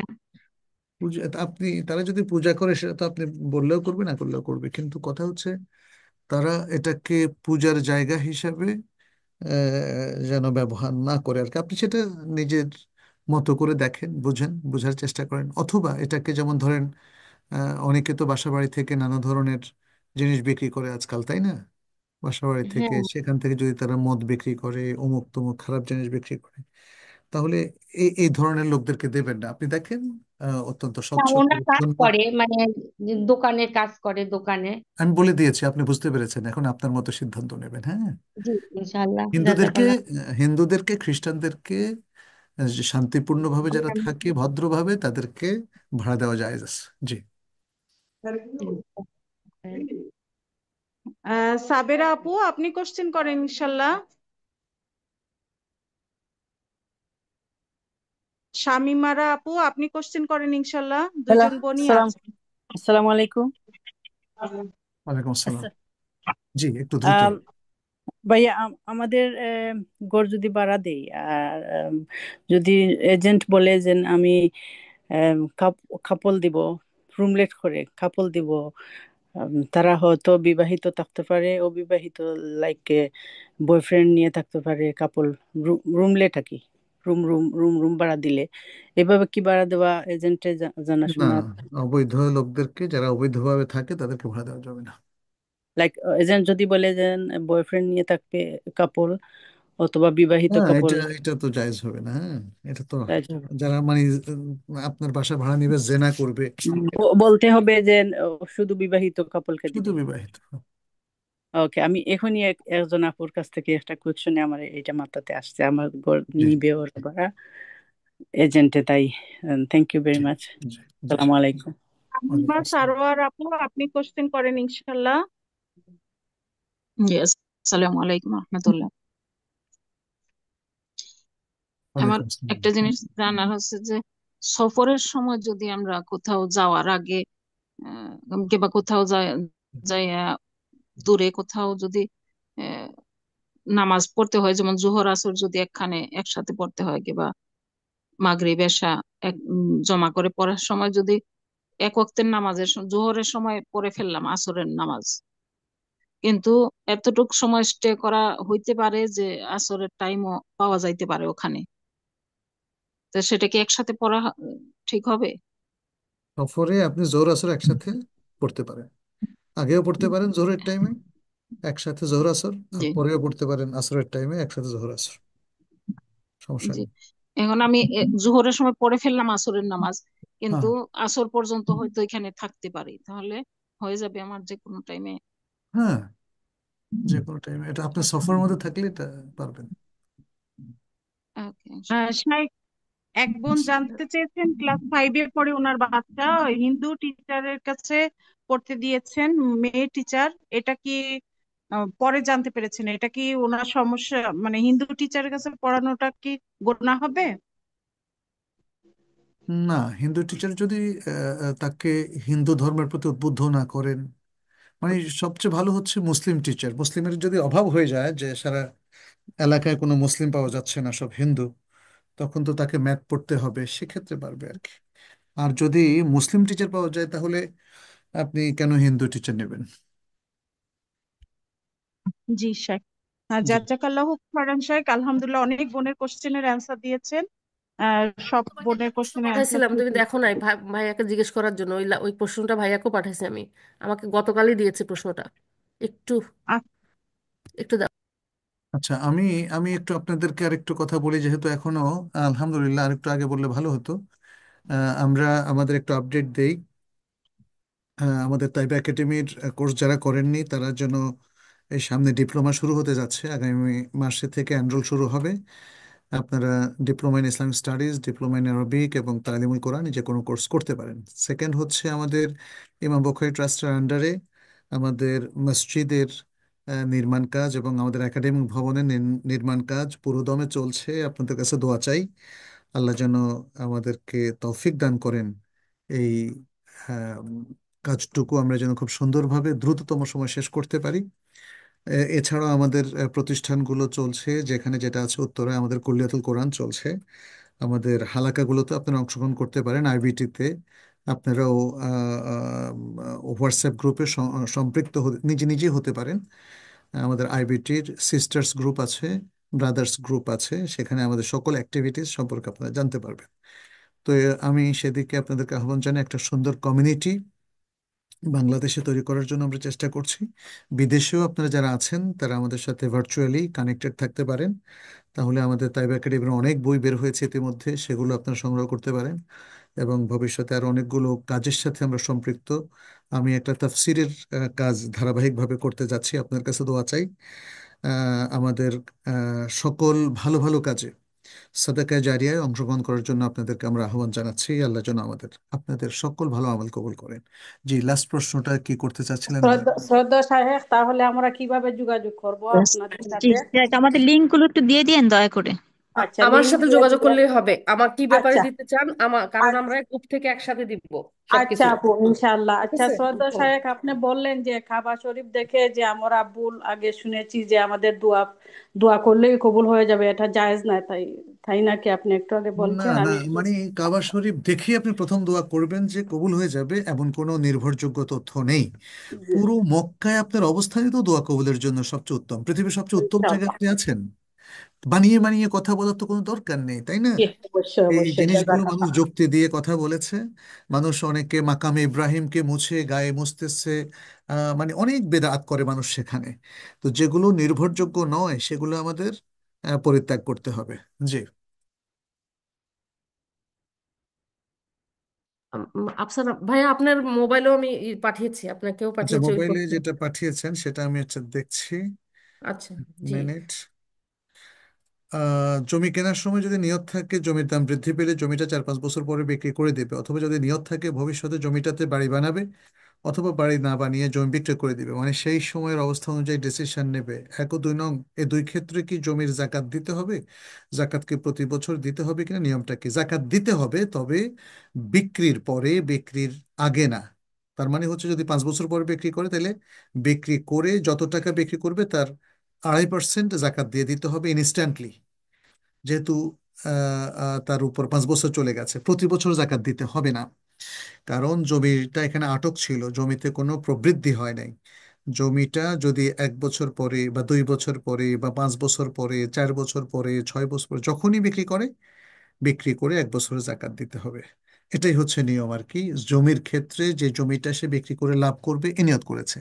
আর যে জমিটা সে ফ্রিকুয়েন্টলি বিক্রি করছে, কিনছে, বিক্রি করছে, যেটা ডেভেলপার কোম্পানিগুলো করে থাকে, অথবা কোনো ব্যক্তি ব্যক্তিগতভাবে জমি কেনে বিক্রি করে, কেনে বিক্রি করে, তাহলে তার জমির মধ্যে যে মূলধনটা সে লগ্নি করেছে বা বিনিয়োগ করেছে সেটার উপর এবং প্রফিট সবটা মিলিয়ে জাকাত ইয়ারের শেষে যে স্থিতি দাঁড়ায় সবটার উপর জাকাত দিতে হবে। তাহলে দুটো দুরকম, একটা হলো এক ব্যক্তির পণ্যই হচ্ছে জমি, সে জমি কেনে বেচে, কেনে বেচে, তাহলে পুরো জমির দামটা এখানে প্রতি বছর চলে আসবে তার জাকাত দেওয়ার ক্ষেত্রে। আর আরেকজন হচ্ছে একটা জমি কিনে ফেলে রাখলো, একটা সময় পরে সে বিক্রি করে লাভ করবে, তাহলে এটার উপর জাকাত হবে যখন সে বিক্রি করবে, তখন প্রতি বছর এটার উপর জাকাত হবে না। আল্লাহ তাআলা আলাম। আমার মনে হয় আমরা সবগুলো প্রশ্ন জি, উত্তর দিয়েছি জাজাকাল্লাহ আমরা। খাইরান ভাইয়া। আজকে আজকে অনেক প্রশ্নের উত্তর, আলহামদুলিল্লাহ। জি জি, আল্লাহ আমাদের সবাইকে আহ, আহ, তৌফিক দিন, বারাকা দিন, এবং আমাদের ভুল ত্রুটিগুলো ক্ষমা করে দিন, এবং আমাদের জীবনটাকে আসসালামু হেদায়েতের উপর। আলাইকুম। আমি ছোট্ট একটা প্রশ্ন করতে না, এখন চাইছি। এখন আর করা যাবে না, এখন 8:30 বেজে গেছে, আরেকদিন না, করবেন। জাস্ট এতটুকু যে আমি জমি বিক্রি করলাম, আমার একটা প্রয়োজন, এটা আমি বিক্রি প্লিজ, করার আমার নিয়ত। আপনাকে নিয়ম মানতে হবে। আজকে আচ্ছা, কোনো ঠিক আছে। প্রশ্নের উত্তর আমি দেব না এখন। হাদা ওয়াসাল্লাল্লাহু ওয়াসাল্লাম আলা নবিয়ানা মুহাম্মদ ওয়া আলা আলিহি ওয়া আসহাবিহি আজমাইন। আসসালামু আলাইকুম ওয়া রাহমাতুল্লাহি ওয়া বারাকাতুহু। ওয়ালাইকুম আসসালাম। ওয়ালাইকুম আসসালাম ওয়া জাজাকাল্লাহ রাহমাতুল্লাহি ওয়া খাইরান, আসসালামু বারাকাতুহু। আলাইকুম। ওয়ালাইকুম আসসালাম জি, ওয়া রাহমাতুল্লাহি ওয়া বারাকাতুহু। জাজাকাল্লাহ খাইরান। হ্যাঁ। আপুর আচ্ছা। ওখানে রাত্রি